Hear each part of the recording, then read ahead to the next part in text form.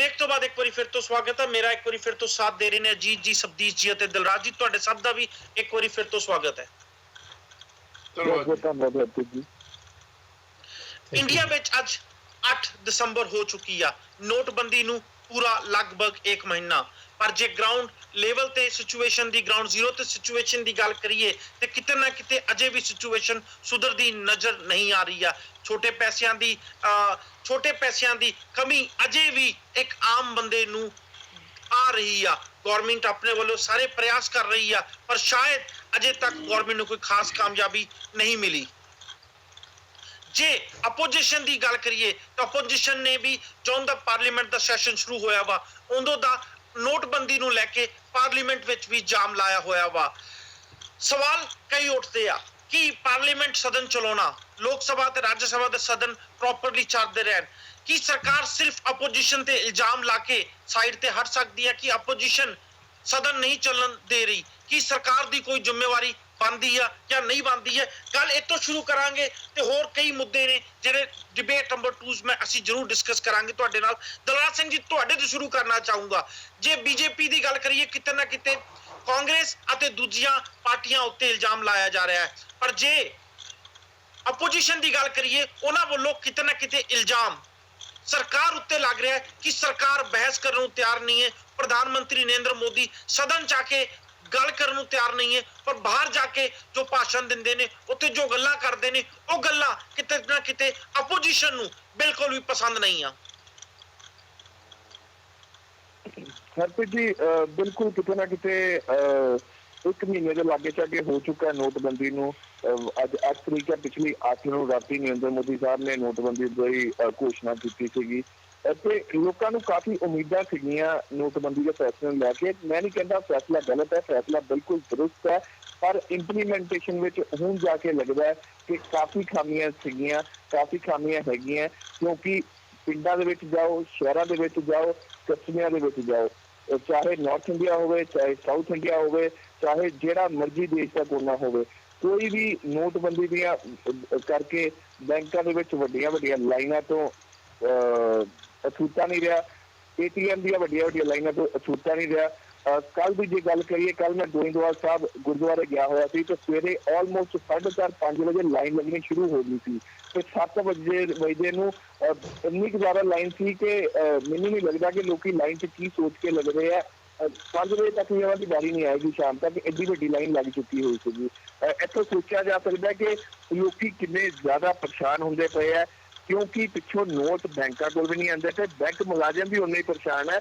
Majority of bank ਮੁਲਾਜ਼ਮ, no doubt ਕਿ ਕਈ ਬੈਂਕ ਮੁਲਾਜ਼ਮ ਵੀ ਮਿਲੇ ਹੋਏ ਆ, ਪਰ ਉਹ ਵੀ ਪਰੇਸ਼ਾਨ ਹੈ। ਹਰ ਰੋਜ਼ ਕਿਤੇ ਨਾ ਕਿਤੇ ਹੱਥੋਂ-ਪਾਈ ਹੁੰਦੀ ਪਈ ਹੈ, ਹਰ ਰੋਜ਼ ਕਿਤੇ ਨਾ ਕਿਤੇ ਲੋਕੀ ਧਰਨਾ ਪ੍ਰਦਰਸ਼ਨ ਕਰਦੇ ਪਏ ਆ। ਕਿਤੇ ਨਾ ਕਿਤੇ ਮੈਨੂੰ ਹੁਣ ਲੱਗਦਾ ਕਿ ਇੰਪਲੀਮੈਂਟੇਸ਼ਨ ਵਿੱਚ ਕਮੀ ਰਹਿ ਗਈ ਹੈਗੀ ਹੈ, ਜਿਹੜੀ ਰਹਿਣੀ ਨਹੀਂ ਚਾਹੀਦੀ ਸੀ। 1 ਮਹੀਨੇ ਦਾ ਟਾਈਮ ਬਹੁਤ ਹੁੰਦਾ ਵਾ। ਜਦੋਂ ਅਸੀਂ ਹੁਣ ਪਿੰਡਾਂ ਦੇ ਵਿੱਚ ਜਾਂਦੇ ਪਏ ਹਾਂ, ਲੋਕਾਂ ਨਾਲ ਗੱਲਬਾਤ ਕਰਦੇ ਪਏ ਹਾਂ ਤੇ ਲੋਕੀ ਇੱਥੋਂ ਤੱਕ ਆ ਚੁੱਕੇ ਆ ਕਿ ਘਰ 'ਚ ਖਾਣ ਨੂੰ ਰੋਟੀ ਵੀ ਨਹੀਂ ਹੈਗੀ। ਪੈਸਾ ਜਿਹੜੇ ਦਿਹਾੜੀ ਵਾਲੇ ਬੰਦੇ ਸੀਗੇ ਉਹਨਾਂ ਨੂੰ ਪੈਸਾ ਠੇਕੇਦਾਰਾਂ ਤੋਂ ਮਿਲਣਾ ਸੀ, ਉਹਨਾਂ ਨੂੰ ਪੈਸਾ ਜ਼ਿਮੀਂਦਾਰਾਂ ਤੋਂ ਮਿਲਣਾ ਸੀਗਾ, ਪਰ ਠੇਕੇਦਾਰ ਤੇ ਜ਼ਿਮੀਂਦਾਰਾਂ ਦੇ ਪੈਸੇ ਬੈਂਕ ਤੋਂ ਨਿਕਲਦੇ ਨਹੀਂ ਪਏ ਤੇ ਉਹਨਾਂ ਨੂੰ ਦਿਹਾੜੀ ਨਹੀਂ ਮਿਲਦੀ ਪਈ। ਲੋਕਾਂ ਦੇ ਹੁਣ ਰੋਟੀ ਖਾਣ ਦੇ ਵੀ ਲਾਲੇ ਆ ਚੁੱਕੇ ਆ। ਜੇ ਸਰਕਾਰ ਨੇ ਆਉਣ ਵਾਲੇ 15-20 ਦਿਨ ਜਾਂ 1 ਮਹੀਨਾ 31 ਦਸੰਬਰ ਤੱਕ ਲੋਕੀ ਵੇਟ ਕਰਨਗੇ ਕਿ ਜੋ ਨਰਿੰਦਰ ਮੋਦੀ ਸਾਹਿਬ ਨੇ ਕਿਹਾ ਸੀਗਾ, ਉਸ ਤੋਂ ਬਾਅਦ ਜੇ ਉਦੋਂ ਤੱਕ ਵੀ ਨਹੀਂ ਸਥਿਤੀ ਕੰਟਰੋਲ ਹੁੰਦੀ ਤੇ ਮੈਨੂੰ ਪਰਸਨਲ ਤੌਰ ਤੇ ਲੱਗਦਾ ਕਿ ਇਹ ਫੈਸਲਾ ਸਰਕਾਰ ਤੇ ਉਲਟਾ ਪੈ ਸਕਦਾ। Thank you Dilraj Singh ji. ਅੱਜ ਮੈਂ ਇੱਕ ਪੋਲੀਟੀਸ਼ੀਅਨ ਦੀ ਕੁਝ ਲਾਈਨਾਂ ਪੜ੍ਹ ਰਿਹਾ ਸੀ ਜੋ ਮੈਨੂੰ ਬੜੀਆਂ ਹੀ ਇੰਟਰਸਟਿੰਗ ਲੱਗੀਆਂ। ਆਪਣੇ ਦੇਸ਼ ਦੇ ਨਾਗਰਿਕਾਂ ਨੂੰ ਇਹ ਭਰੋਸਾ ਦੇ ਕੇ ਪੋਲੀਟੀਸ਼ੀਅਨ ਇਲੈਕਸ਼ਨ ਜਿੱਤੀ ਸੀ ਕਿ ਜਿੱਤ ਕੇ ਉਹ ਜੌਬਾਂ ਕ੍ਰੀਏਟ ਕਰੂਗਾ, ਪਰ ਜਦੋਂ ਜਿੱਤ ਗਏ ਤੇ ਉਹਨਾਂ ਦੀ ਹੀ ਟੀਮ ਨੇ ਉਹਨਾਂ ਨੂੰ ਪੁੱਛਿਆ ਕਿ ਇੰਨੀਆਂ ਜੌਬਾਂ ਕਿੱਦਾਂ ਕ੍ਰੀਏਟ ਕਰੋਗੇ, ਤਾਂ ਉਸ ਪੋਲੀਟੀਸ਼ੀਅਨ ਦਾ ਜਵਾਬ ਸੀ, ਮੇਰਾ ਕੰਮ ਜੌਬ ਕ੍ਰੀਏਟ ਕਰਨਾ ਨਹੀਂ ਆ, ਮੇਰਾ ਕੰਮ ਲੋਕਾਂ ਨੂੰ ਇਹ ਵਿਸ਼ਵਾਸ ਦਿਵਾਉਣਾ ਵਾ ਕਿ ਮੈਂ ਜੌਬਾਂ ਕ੍ਰੀਏਟ ਕਰੂੰਗਾ। ਜੇ ਪ੍ਰਧਾਨ ਮੰਤਰੀ ਨਰਿੰਦਰ ਮੋਦੀ ਦੀ ਨੋਟਬੰਦੀ ਦੀ ਗੱਲ ਕਰੀਏ ਤੇ ਲਾਈਨਾਂ 'ਚ ਲੱਗੇ ਲੋਕ ਭਾਵੇਂ ਅੱਜ ਪ੍ਰਧਾਨ ਮੰਤਰੀ ਦੇ ਨਾਲ ਆ, ਪਰ ਥੋੜੇ ਦਿਨ ਪਹਿਲਾਂ ਜਦੋਂ ਅਸੀਂ ਬੈਂਕ ਵਿੱਚ ਲਾਈਵ ਦਿਖਾਇਆ ਸੀ, ਮੈਂ ਥੋੜਾ ਜਿਹਾ ਲਾਈਵ ਤੋਂ ਬਾਅਦ ਇੱਕ ਟੈਸਟ ਕੀਤਾ ਸੀ, ਮੇਰਾ ਥੋੜਾ ਜਿਹਾ ਦਿਮਾਗ ਮੈਨੂੰ ਲੱਗਿਆ ਕਿ ਇੱਕ ਹੋਰ ਤਰੀਕੇ ਨਾਲ ਲੋਕਾਂ ਨਾਲ ਗੱਲ ਕਰਨੀ ਚਾਹੀਦੀ ਹੈ। ਮੈਂ ਟੀਮ ਨੂੰ ਵਾਪਸ ਭੇਜਿਆ, ਲਾਈਨਾਂ 'ਚ ਲੱਗੇ ਲੋਕਾਂ ਨੂੰ ਆਖਿਆ ਕਿ ਤੁਸੀਂ ਨੋਟਬੰਦੀ ਦੇ ਫੈਸਲੇ ਤੋਂ ਖੁਸ਼ ਜੋ? ਉਹਨਾਂ ਨੇ ਉਹੀ ਜਵਾਬ ਦਿੱਤੇ ਜੋ ਪਹਿਲਾਂ ਦਿੱਤੇ ਸੀ, ਹਾਂਜੀ ਅਸੀਂ ਖੁਸ਼ ਹਾਂ। ਐਰਕੀ ਸਾਡਾ ਦੂਜਾ ਸਵਾਲ ਸੀ ਕਿ ਕਿਉਂ ਖੁਸ਼ ਜੋ? ਉਹਨਾਂ ਦਾ ਕਹਿਣਾ ਸੀ ਕਿ ਸਾਡਾ ਇਸ ਦੇ ਵਿੱਚ ਫਿਊਚਰ ਬ੍ਰਾਈਟ ਆ, ਸਾਡਾ ਭਲਾ ਹੋਊਗਾ। ਉਸ ਤੋਂ ਬਾਅਦ ਤੀਜਾ ਸਵਾਲ ਮੈਂ ਆਪਣੀ ਟੀਮ ਨੂੰ ਪੁੱਛਣ ਨੂੰ ਇਹ ਕਿਹਾ ਸੀ ਕਿ ਉਹਨਾਂ ਨੂੰ ਇਹ ਪੁੱਛੋ ਕਿ ਤੁਹਾਡਾ ਅਜੇ ਤੱਕ ਕੋਈ ਭਲਾ ਹੋਇਆ? ਤੇ ਉਹਨਾਂ ਦਾ ਜਵਾਬ ਸੀ ਨਹੀਂ, ਅਜੇ ਤੱਕ ਸਾਡਾ ਕੋਈ ਭਲਾ ਨਹੀਂ ਹੋਇਆ। ਚੌਥਾ ਸਵਾਲ ਮੈਂ ਆਪਣੀ ਟੀਮ ਨੂੰ ਪੁੱਛਣ ਨੂੰ ਕਿਹਾ ਸੀ, ਉਹਨਾਂ ਨੂੰ ਇਹ ਪੁੱਛੋ ਕਿ ਤੁਹਾਨੂੰ ਲੱਗਦਾ ਹੈ ਕਿ ਆਉਣ ਵਾਲੇ ਸਮੇਂ 'ਚ ਭਲਾ ਹੋਊਗਾ? ਉਹਨਾਂ ਦਾ ਜਵਾਬ ਸੀ ਹਾਂਜੀ, ਸਾਨੂੰ ਲੱਗਦਾ ਹੈ ਫਿਊਚਰ ਵਿੱਚ ਸਾਡਾ ਭਲਾ ਹੋਊਗਾ। ਚਾਹੇ ਅੱਛੇ ਦਿਨ ਦੀ ਮੋਦੀ ਸਾਹਿਬ ਦੀ ਚੋਣ ਰੈਲੀ ਦੇ ਨਾਰੇ ਹੋਣ, ਪਰ ਮੋਦੀ ਸਾਹਿਬ ਨੇ ਉਦੋਂ ਇੱਕ ਵਾਰ ਯਕੀਨ ਦਿਵਾਤਾ ਸੀ ਕਿ ਅੱਛੇ ਦਿਨ ਆਉਣਗੇ। ਲਾਈਨਾਂ 'ਚ ਲੱਗੇ ਲੋਕ ਅੱਜ ਜਦੋਂ ਮੋਦੀ ਸਾਹਿਬ ਦੀ ਇਸ ਨੀਤੀ ਦਾ ਸਮਰਥਨ ਕਰਦੇ ਆ, ਕਿਉਂਕਿ ਉਹਨਾਂ ਨੂੰ ਲੱਗਦਾ ਵਾ ਕਿ ਇਸ ਨੀਤੀ ਨਾਲ ਸਾਡਾ ਭਲਾ ਹੋਊਗਾ। ਸਬਦੀਸ਼ ਜੀ। ਹਰਪ੍ਰੀਤ ਜੀ, ਜਦੋਂ ਆਪਾਂ ਪਹਿਲੇ ਪ੍ਰੋਗਰਾਮ ਨੂੰ ਸ਼ੁਰੂ ਕੀਤਾ ਸੀ ਡਿਬੇਟ ਨੰਬਰ 1 ਨੂੰ, ਤਾਂ ਮੈਂ ਉਦੋਂ ਮੋਦੀ ਸਾਹਿਬ ਤੇ ਟਰੰਪ ਦੇ ਹਵਾਲੇ ਨਾਲ ਕੁਝ ਗੱਲ ਕੀਤੀ ਸੀ ਕਿ ਨੇਤਾ ਜਦੋਂ ਟਾਈਮ ਮੈਗਜ਼ੀਨ ਚੋਣ ਕਰਦਾ, ਉਹ ਇਹ ਨਹੀਂ ਕਰਦਾ ਕਿ ਕਿਸ ਨੇਤਾ ਨੂੰ ਅਸੀਂ ਦੁਨੀਆ ਦਾ ਬਿਹਤਰ ਨੇਤਾ ਤਸਲੀਮ ਕਰ ਰਹੇ ਹਾਂ। ਉਹ ਚੋਣ ਇਸ ਬਣਾ ਦੇ ਉੱਤੇ ਕਰਦਾ ਵਾ ਕਿ ਕਿਹੜਾ ਨੇਤਾ ਕਿਸ ਸਾਲ ਦੇ ਵਿੱਚ ਲੋਕਾਂ ਨੂੰ ਸਭ ਤੋਂ ਵੱਧ ਆਕਰਸ਼ਿਤ ਕਰਦਾ। ਡਾਂਡੀ ਮਾਰਚ ਜਦੋਂ ਹੋਇਆ ਸੀ 1930 ਦੇ ਵਿੱਚ, ਤਾਂ ਉਦੋਂ ਮਹਾਤਮਾ ਗਾਂਧੀ ਨੂੰ ਉਸ ਸਾਲ ਦਾ ਪ੍ਰਮੁੱਖ ਨੇਤਾ ਦੇ ਤੌਰ ਤੇ ਉਭਾਰਿਆ ਗਿਆ ਸੀ।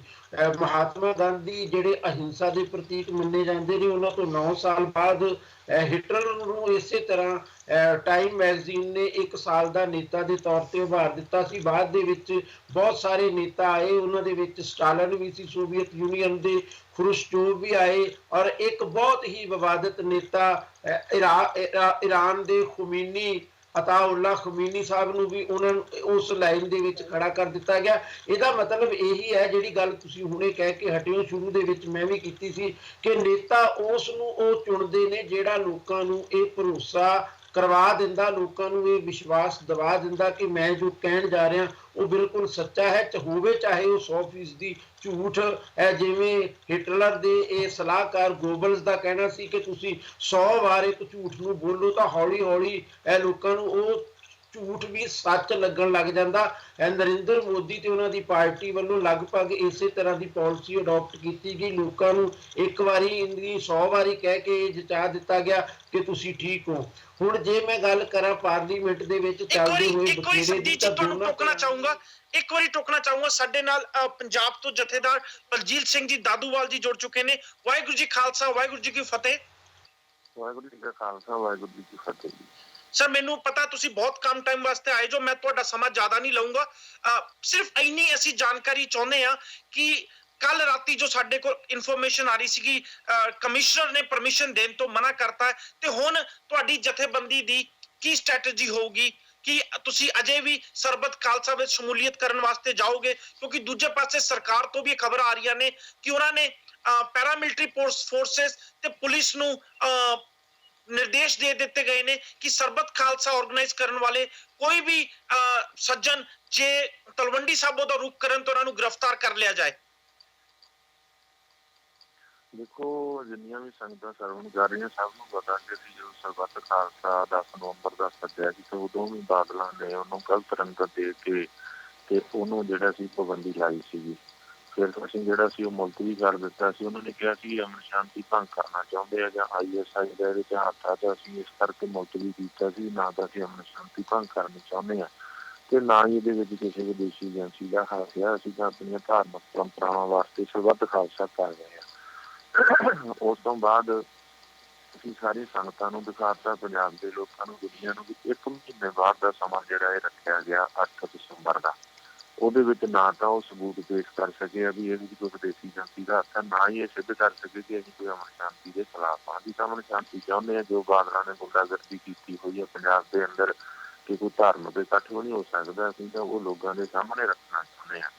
ਔਰ ਇਸ ਵਾਸਤੇ ਜਿਹੜਾ ਸਰਬੱਤ ਖਾਲਸਾ ਸੀਗਾ, ਨਾ ਤਾਂ ਅਸੀਂ ਪਰਮਿਸ਼ਨ ਕਿਸੇ ਤੋਂ ਮੰਗੀ ਸੀ ਸਿੰਘ ਸਾਹਿਬਾਨਾਂ ਨੇ ਜਿਨ੍ਹਾਂ ਨੇ ਸੱਦਾ ਦਿੱਤਾ ਸਰਬੱਤ ਖਾਲਸਾ ਦਾ, ਤੇ ਨਾ ਹੀ ਅਸੀਂ ਕਿਸੇ ਨੂੰ ਮਨਾ ਕੀਤਾ। ਜਿਹੜੀਆਂ ਸਪੋਰਟਰ ਜਥੇਬੰਦੀਆਂ ਨੇ ਉਹਨਾਂ ਨੇ ਕੋਰਟ ਦੇ ਵਿੱਚ ਜ਼ਰੂਰ ਪਾਈ ਸੀ। ਉਹਨਾਂ ਨੇ ਵੀ ਇਸ ਕਰਕੇ ਪਾਈ ਸੀ ਕਿ ਸਰਕਾਰ ਜ਼ਬਰਦਸਤੀ ਸਾਡੇ ਤੇ ਪਾਬੰਦੀ ਲਾ ਰਹੀ ਹੈ, ਅਸੀਂ ਕੋਰਟ ਤੋਂ ਇਨਸਾਫ ਚਾਹੁੰਦੇ ਹਾਂ ਕਿ ਅਸੀਂ ਬੜੀ ਅਮਨ ਸ਼ਾਂਤੀ ਨਾਲ ਸਰਬੱਤ ਖਾਲਸਾ ਚਾਹੁੰਦੇ ਹਾਂ ਕਰਨਾ ਆਪਣਾ ਧਾਰਮਿਕ ਇਕੱਠ। ਜੇ ਅਸੀਂ ਕੁਛ ਗਲਤ ਕਰਦੇ ਹਾਂ ਤੇ ਜੋ ਤੁਹਾਡੇ ਸੁਪਨੇ ਅਨੁਸਾਰ ਬਣਦਾ ਉਹ ਤੁਸੀਂ ਆਪਣੀ ਕਾਰਵਾਈ ਬਾਅਦ ਵਿੱਚ ਕਰ ਲਿਓ, ਪਰ ਜਦੋਂ ਅਸੀਂ ਕੀਤਾ ਹੀ ਕੁਛ ਨਹੀਂ ਆ ਉਸ ਤੋਂ ਪਹਿਲਾਂ ਹੀ ਸਾਡੇ ਤੇ ਪਾਬੰਦੀਆਂ, ਤਾਂ ਕੋਰਟ ਤੋਂ ਇਨਸਾਫ ਲੈਣ ਵਾਸਤੇ ਉਹਨਾਂ ਜਥੇਬੰਦੀਆਂ ਨੇ ਕੀਤਾ ਸੀ। ਪਰ ਫਿਰ ਵੀ ਇਹਨਾਂ ਨੇ ਜਿਹੜਾ ਉੱਥੇ ਪਾਬੰਦੀ ਲਾਈ। ਇਸ ਦੇ ਬਾਵਜੂਦ ਜਿਹੜਾ ਸੀ ਸ੍ਰੀ ਅਖੰਡ ਪਾਠ ਸਾਹਿਬ ਪਰਸੋਂ ਦੇ ਉੱਥੇ ਆਰੰਭ ਹੋ ਚੁੱਕੇ ਆ, ਜਿਨ੍ਹਾਂ ਦੇ ਅੱਜ ਤਕਰੀਬਨ 10-11 ਵਜੇ ਭੋਗ ਪੈਣੇ ਆ। ਔਰ ਸੰਗਤਾਂ ਜਿਹੜੀਆਂ ਨੇ ਦੇਖੋ ਇੰਨੀ ਪਾਬੰਦੀ ਦੇ ਬਾਵਜੂਦ ਖੇਤਾਂ ਦੇ ਵਿੱਚ ਵੀ ਤਕਰੀਬਨ 400-500 ਸਿੰਘ ਉੱਥੇ ਪਹੁੰਚ ਚੁੱਕੇ ਆ, ਜਿਹਦੇ ਵਿੱਚ ਬੀਬੀਆਂ ਭੈਣਾਂ ਵੀ ਸ਼ਾਮਲ।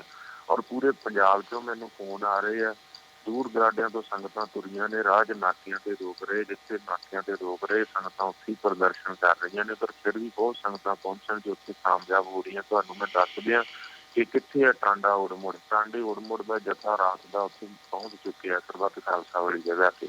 ਔਰ ਹੋਰ ਬਹੁਤ ਥਾਵਾਂ ਤੋਂ ਸੰਗਤਾਂ ਜਿਹੜੀਆਂ ਆਸੇ ਪਾਸੇ ਕੋਈ ਟ੍ਰੇਨਾਂ ਰਾਹੀਂ, ਕੋਈ ਬੱਸਾਂ ਰਾਹੀਂ, ਹੋਰ ਸਾਧਨ ਆਪਣੇ ਸਾਧਨ ਛੱਡ ਕੇ ਦੂਜੇ ਸਾਧਨਾਂ ਰਾਹੀਂ ਔਰ ਪੈਦਲ ਖੇਤਾਂ ਵਿੱਚ ਵੀ ਸੰਗਤਾਂ ਵਿੱਚ ਇੰਨਾ ਉਤਸ਼ਾਹ ਹੈ। ਔਰ ਅਸੀਂ ਵੀ ਉੱਥੇ ਜਿਹੜਾ ਮੂਵ ਕਰ ਰਹੇ ਹਾਂ, ਉੱਥੇ ਜਾ ਰਹੇ ਹਾਂ ਸ੍ਰੀ ਅਖੰਡ ਪਾਠ ਸਾਹਿਬ ਦੇ ਭੋਗ ਤੇ। ਸਰਕਾਰ ਚਾਹੇ ਸਾਨੂੰ ਗੋਲੀਆਂ ਮਾਰੇ ਚਾਹੇ ਕੁਛ ਕਰੇ, ਅਸੀਂ ਜ਼ਬਰ ਦਾ ਮੁਕਾਬਲਾ ਸਬਰ ਨਾਲ ਕੀਤਾ ਔਰ ਕਰਨਾ। ਅਸੀਂ ਉੱਥੇ ਸ਼ਾਂਤਮਈ ਤਰੀਕੇ ਨਾਲ ਆਪਣਾ ਸਰਬੱਤ ਖਾਲਸਾ ਕਰਨ ਵਾਸਤੇ ਜਾ ਰਹੇ ਸ੍ਰੀ ਅਖੰਡ ਪਾਠ ਸਾਹਿਬ ਦੇ ਭੋਗ ਤੇ। ਅਸੀਂ ਪਹੁੰਚਣਾ, ਅੱਗੋਂ ਜੋ ਹਾਲਾਤ ਬਣਨਗੇ ਉਹ ਦੇਖਿਆ ਜਾਏਗਾ। ਥੈਂਕ ਯੂ ਸਰ, ਇੱਕ ਵਾਰ ਸਾਡੇ ਨਾਲ ਜੁੜਨ ਵਾਸਤੇ ਥੈਂਕ ਯੂ, ਐਂਡ ਰੱਬ ਮਿਹਰ ਰੱਖੇ ਤੇ ਉਮੀਦ ਕਰਦੇ ਹਾਂ ਤੁਹਾਡੇ ਨਾਲ ਸ਼ਾਮ ਨੂੰ ਫਿਰ ਤੋਂ ਅਸੀਂ ਜੁੜਾਂਗੇ। ਵਾਹਿਗੁਰੂ ਜੀ ਖਾਲਸਾ, ਵਾਹਿਗੁਰੂ ਜੀ ਫਤਿਹ। ਵਾਹਿਗੁਰੂ ਜੀ ਖਾਲਸਾ, ਵਾਹਿਗੁਰੂ ਜੀ ਫਤਿਹ। ਇਹ ਸਨ ਮੈਂ ਸਬਦੀਪ ਜੀ ਤੁਹਾਡੇ ਤੋਂ ਮਾਫੀ ਚਾਹੁੰਦਾ ਵਾਂ। ਤੁਸੀਂ ਗੱਲ ਕਰ ਰਹੀ ਸੀ ਪਰ ਕਿਉਂਕਿ ਦਾਦੂਵਾਲ ਸਾਹਿਬ ਦੀ ਲਾਈਨ ਕਨੈਕਟ ਹੋ ਗਈ ਸੀ, ਕਿਉਂਕਿ ਸਿਰਫ 2-4 ਮਿੰਟ ਵਾਸਤੇ ਅਵੇਲੇਬਲ ਸੀ। ਅਸੀਂ ਚਾਹੁੰਦੇ ਸੀ ਕਿ ਦਰਸ਼ਕਾਂ ਨਾਲ ਕਰੰਟ ਸਿਚੁਏਸ਼ਨ ਕੀ ਬਣੀ ਹੋਈ ਆ ਸਰਬੱਤ ਖਾਲਸਾ ਦੇ ਬਾਰੇ ਉਹਦੀ ਅਪਡੇਟ ਦੇ ਪਾਵਾਂ। ਉਹਦੇ ਕਾਰਨ ਮੈਂ ਸੋਚਿਆ ਕਿ ਦਾਦੂਵਾਲ ਸਾਹਿਬ ਦੀ ਜ਼ਰੂਰ ਲਾਈਨ ਤੇ ਲੈ ਲਈਏ। ਤਲਵੰਡੀ ਸਾਬੋ ਦੀ ਜੇ ਗੱਲ ਕਰੀਏ ਤੇ ਕਿਤੇ ਨਾ ਕਿਤੇ ਸਿਚੁਏਸ਼ਨ ਬੜੀ ਹੀ ਨਾਜ਼ੁਕ ਬਣੀ ਹੋਈ ਆ। ਇੱਕ ਪਾਸੇ ਜਿੱਥੇ ਕਿ ਸਰਕਾਰ ਨੇ ਪੈਰਾਮਿਲਟਰੀ ਫੋਰਸ ਤੇ ਪੁਲਿਸ ਲਾ ਦਿੱਤੀ ਗਈ ਆ, ਗੁਰਦੁਆਰਿਆਂ 'ਚ ਜਾਣ ਵਾਲੀ ਸੰਗਤ ਕੋ ਵੀ ਕਈ ਸਵਾਲ ਜਵਾਬ ਕੀਤੇ ਜਾ ਰਹੇ ਨੇ। ਦੂਜੇ ਪਾਸੇ ਉਹ ਜਥੇਬੰਦੀਆਂ ਜੋ ਸਰਬੱਤ ਖਾਲਸਾ ਕਰਵਾ ਰਹੀਆਂ ਨੇ, ਕਿਤੇ ਨਾ ਕਿਤੇ ਉਹ ਵੀ ਉੱਥੇ ਪਹੁੰਚਣ ਦੀ ਪੂਰੀ ਕੋਸ਼ਿਸ਼ ਕਰ ਰਹੇ ਆ। ਨਾਲ ਹੀ ਮੈਂ ਦਰਸ਼ਕਾਂ ਨੂੰ ਦੱਸਦਾ ਕਿ ਅੱਜ ਸ਼੍ਰੋਮਣੀ ਅਕਾਲੀ ਦਲ ਦੀ ਵੀ ਇੱਕ ਰੈਲੀ ਆ ਤੇ ਕਿਤੇ ਨਾ ਕਿਤੇ ਸ਼੍ਰੋਮਣੀ ਅਕਾਲੀ ਦਲ ਵਾਸਤੇ ਵੀ ਇੱਕ ਬਹੁਤ ਵੱਡਾ ਚੈਲੰਜ ਆ। ਮੈਂ Shiromani Akali Dal point of view ਤੇ ਗੱਲ ਕਰ ਰਿਹਾ ਕਿ ਕਿੱਦਾਂ ਅਸੀਂ ਆਪਣੀ ਰੈਲੀ ਵਾਸਤੇ ਤੇ ਇੱਕ ਵੱਡਾ ਇਕੱਠ ਉੱਥੇ ਆਉਣ ਦਈਏ ਤੇ ਕਿੱਦਾਂ ਉਹ ਇਕੱਠ ਜਿਹੜਾ ਸਰਬੱਤ ਖਾਲਸਾ ਜਾਣ ਡਿਆ ਵਾ ਉਹਨੂੰ ਤਲਵੰਡੀ ਸਾਬੋ 'ਚ ਨਾ ਐਂਟਰੀ ਲੈਣ ਦਈਏ।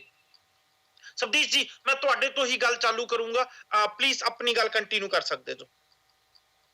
ਹਰਪ੍ਰੀਤ ਜੀ, ਸਰਬੱਤ ਖਾਲਸਾ ਬਾਰੇ ਤੇ ਅਸੀਂ ਕੱਲ ਨੂੰ ਚਰਚਾ ਕਰ ਸਕਾਂਗੇ ਜਦੋਂ ਬਹੁਤ ਸਾਰੇ ਸਾਡੇ ਕੋਲੇ ਵਿਸਥਾਰ ਮਿਲ ਜਾਣਗੇ। ਹਾਲ ਦੀ ਘੜੀ ਅਸੀਂ ਇੰਨੀ ਸੂਚਨਾ ਹੀ ਦੇ ਸਕਦੇ ਸੀ ਕਿ ਇਸ ਟਾਈਮ ਦੇ ਉੱਤੇ ਪੰਜਾਬ ਦੇ ਵਿੱਚ ਹਾਲਾਤ ਕੀ ਨੇ, ਉਹਦੇ ਤੇ ਮੈਂ ਫਿਲਹਾਲ ਕੋਈ ਟਿੱਪਣੀ ਨਹੀਂ ਕਰ ਰਿਹਾ। ਮੈਂ ਆਪਣੇ ਪੁਰਾਣੇ ਨੁਕਤੇ ਦੇ ਉੱਤੇ ਜਿੱਥੋਂ ਅਸੀਂ ਗੱਲਬਾਤ ਸ਼ੁਰੂ ਕੀਤੀ ਸੀ ਉਸੇ ਦੇ ਉੱਤੇ ਆਉਣਾ ਹੈ। ਜਿਸ ਦਿਨ 8 ਨਵੰਬਰ ਦੀ ਸ਼ਾਮ ਨੂੰ ਪ੍ਰਧਾਨ ਮੰਤਰੀ ਨਰਿੰਦਰ ਮੋਦੀ ਨੇ ਨੋਟਬੰਦੀ ਦਾ ਐਲਾਨ ਕੀਤਾ ਸੀ ਤਾਂ ਉਹਦੇ ਵਿੱਚ ਜਿਹੜੇ 3-4 ਨੁਕਤੇ ਜੋੜੇ ਗਏ ਸੀ, ਉਹਦੇ ਵਿੱਚ ਬਹੁਤ ਕਲੀਅਰ ਨੁਕਤੇ ਸੀ। ਨੰਬਰ 1 ਨੁਕਤਾ ਇਹ ਸੀ ਕਿ ਇਹਦੇ ਨਾਲ ਬਲੈਕ ਮਨੀ ਬਾਹਰ ਆਏਗਾ। ਕਿੰਨਾ ਆਇਆ ਕਿੰਨਾ ਨਹੀਂ ਆਇਆ ਮੈਂ ਇਹਦੇ ਤੇ ਕੋਈ ਚਰਚਾ ਨਹੀਂ ਕਰਨੀ ਚਾਹੁੰਦਾ।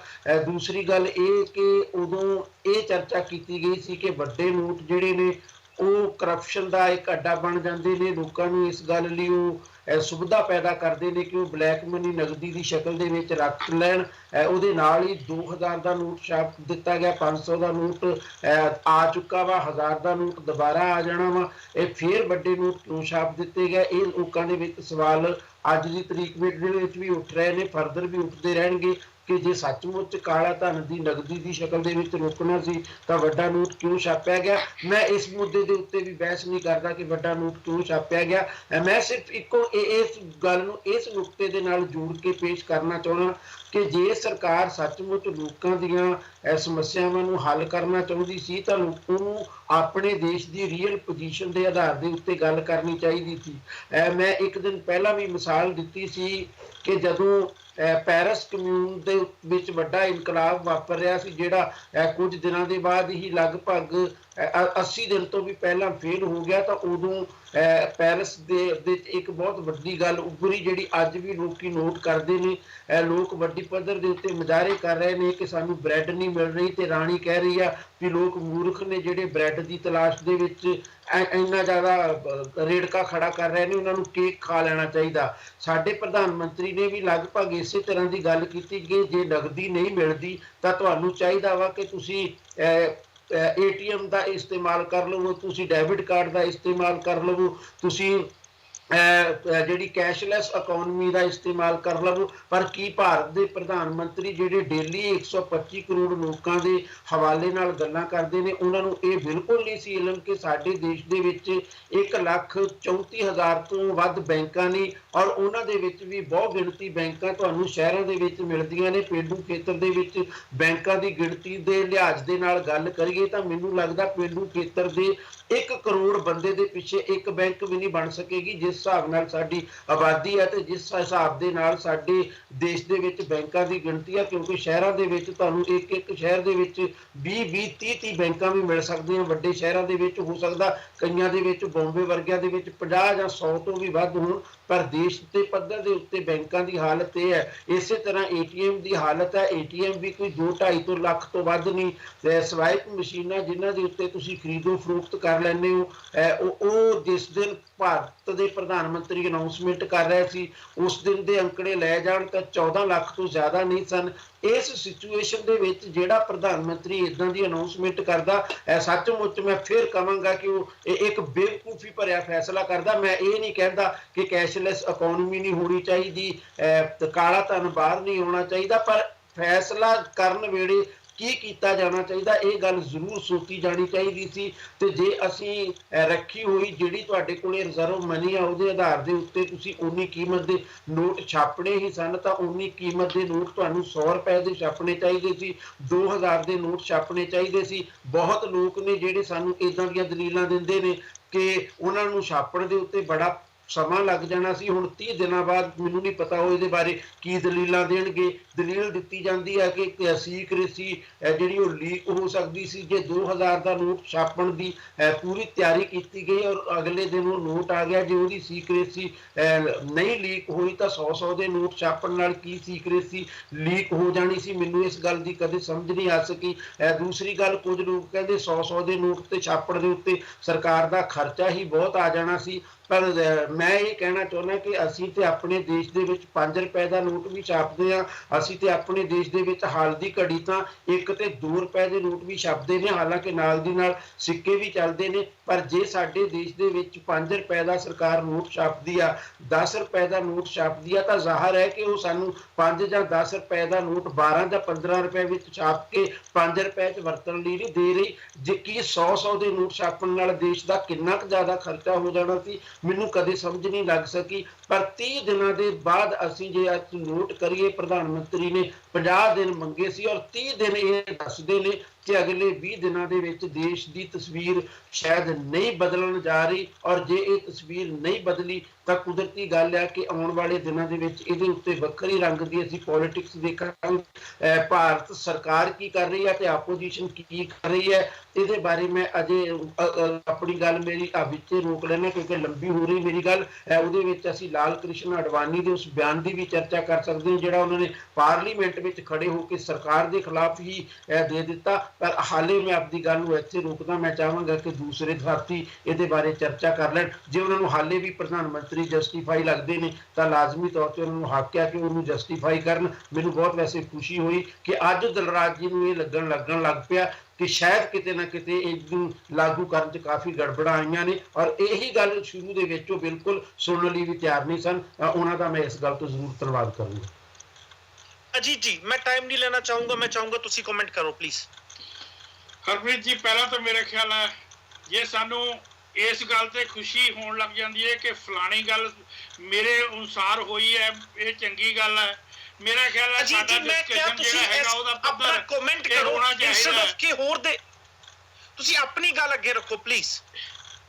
ਹੁਣੀ ਗੱਲ ਹੋ ਕੇ ਹਟੀ ਹੈ ਜੀ ਕਿ ਫਲਾਣਾ ਇਦਾਂ ਸੋਚਦਾ, ਧਿਮਕਾ ਇਦਾਂ ਸੋਚਦਾ। ਮੈਂ ਸਿਰਫ ਇਹ ਗੱਲ ਕਹਿਣਾ ਉਹ ਤੁਹਾਡੀ ਵਾਲੀ ਗੱਲ ਤੇ ਆਉਣ ਲੱਗਿਆ ਕਿ ਸਾਡਾ ਡਿਸਕਸ਼ਨ ਦਾ ਪੱਧਰ ਇਹ ਹੋਣਾ ਚਾਹੀਦਾ ਹੈ ਕਿ ਅਸੀਂ ਲੋਕਾਂ ਦੇ ਦੁੱਖ ਦਰਦ ਜਾਂ ਮੁਲਕ ਦੇ ਵਿੱਚ ਕੀ ਵਾਪਰ ਰਿਹਾ ਹੈ ਉਹਦਾ ਹੈਗਾ ਇੱਕ ਫੈਕਚੁਅਲ ਵਿਸ਼ਲੇਸ਼ਣ ਕਰੀਏ। ਠੀਕ ਜੇ ਪ੍ਰਧਾਨ ਮੰਤਰੀ ਦਾ ਕਰਿਆ ਨਹੀਂ ਹੋਇਆ ਤਾਂ ਉਹਦੀ ਪੋਲੀਟੀਕਲ ਕਨਸੀਕੁਐਂਸਸ ਭੁਗਤਣੇ ਉਹਨਾਂ ਦੇ ਜ਼ਿੰਮੇਵਾਰੀ ਹੈ, ਉਹ ਭੁਗਤਣਗੇ। ਜੇ ਆਪੋਜੀਸ਼ਨ ਸਹੀ ਟਰੈਕ ਤੇ ਉਹਦਾ ਆਪੋਜੀਸ਼ਨ ਵਾਲਾ ਆਪਣਾ ਰੋਲ ਅਦਾ ਨਹੀਂ ਕਰ ਰਹੀ ਤਾਂ ਉਹ ਉਹਦੇ ਸਿੱਟੇ ਭੁਗਤਣਗੇ। ਸਾਨੂੰ ਸਿੱਟਿਆਂ ਨਾਲ ਖੁਸ਼ੀ ਜਾਂ ਗਮੀ ਨਹੀਂ ਹੈਗੀ, ਖੁਸ਼ੀ ਗਮੀ ਸਾਡੀ ਲੋਕਾਂ ਦੀ ਹਾਲਾਤ ਦੇ ਨਾਲ ਜੁੜੀ ਹੋਈ ਹੈ। ਜੇ ਹੁਣ ਅੱਜ 30 ਦਿਨਾਂ ਤੋਂ ਬਾਅਦ ਲੋਕਾਂ ਨੂੰ ਅਜੇ ਲਾਈਨਾਂ 'ਚ ਲੱਗਣਾ ਪੈ ਰਿਹਾ ਹੈ, ਅਜੇ ਰੋਜ਼ਮਰਾ ਦੇ ਕੰਮਾਂ ਦੇ ਵਿੱਚੋਂ ਟਾਈਮ ਅੱਧਾ ਉਹਨਾਂ ਨੂੰ ਬੈਂਕਾਂ ਦੀਆਂ ਲਾਈਨਾਂ 'ਚ ਲਾਉਣਾ ਪੈਂਦਾ ਹੈ, ਇਹ ਜ਼ਰੂਰ ਇਹੋ ਜਿਹੀ ਸਥਿਤੀ ਹੈ ਜਿਹਦੇ ਬਾਰੇ ਕਿ ਇੱਕ ਸਧਾਰਨ ਨਾਗਰਿਕ ਨੂੰ ਵੀ ਫਿਕਰਮੰਦ ਹੋਣਾ ਚਾਹੀਦਾ ਹੈ। ਸੋ ਉਸ ਤਰ੍ਹਾਂ ਫਿਕਰਮੰਦ ਹੋਏ ਅਸੀਂ ਜ਼ਰੂਰ, ਮੈਂ ਮਹਿਸੂਸ ਕਰਦਾ ਕਿ ਜੋ ਗਵਰਨਮੈਂਟ ਨੇ ਕਿਹਾ ਸੀ ਹਫ਼ਤਾ 10 ਦਿਨ ਵੀ ਤੱਕ ਤਾਂ ਅਸੀਂ ਵੀ ਕਹਿੰਦੇ ਰਹੇ ਹਾਂ, ਮੈਂ ਵੀ ਕਹਿੰਦਾ ਰਿਹਾ ਕਿ ਸਥਿਤੀ ਸ਼ਾਇਦ ਛੇਤੀ ਸੰਭਲ ਜਾਵੇ, ਪਰ ਜੇ ਇੰਨੇ ਸਮੇਂ ਤੱਕ ਸਥਿਤੀ ਪੂਰੀ ਸੰਭਲ ਨਹੀਂ ਰਹੀ ਹੈ, ਅੱਧ ਪਛੱਧ ਵੀ ਸੰਭਲ ਨਹੀਂ ਰਹੀ ਹੈਗੀ ਜਿਵੇਂ ਕਿ ਜਾਪਦਾ ਬੈਂਕਾਂ ਦੀਆਂ ਲਾਈਨਾਂ ਤੋਂ, ਤਾਂ ਫਿਰ ਇਹ ਕਿਤੇ ਨਾ ਕਿਤੇ ਸਰਕਾਰ ਦੀ ਕਾਰਗੁਜ਼ਾਰੀ ਦੀ ਘਾਟ ਜ਼ਰੂਰ ਨਜ਼ਰ ਆਉਂਦੀ ਹੈ, ਇਹ 'ਚ ਕੋਈ ਸ਼ੱਕ ਨਹੀਂ।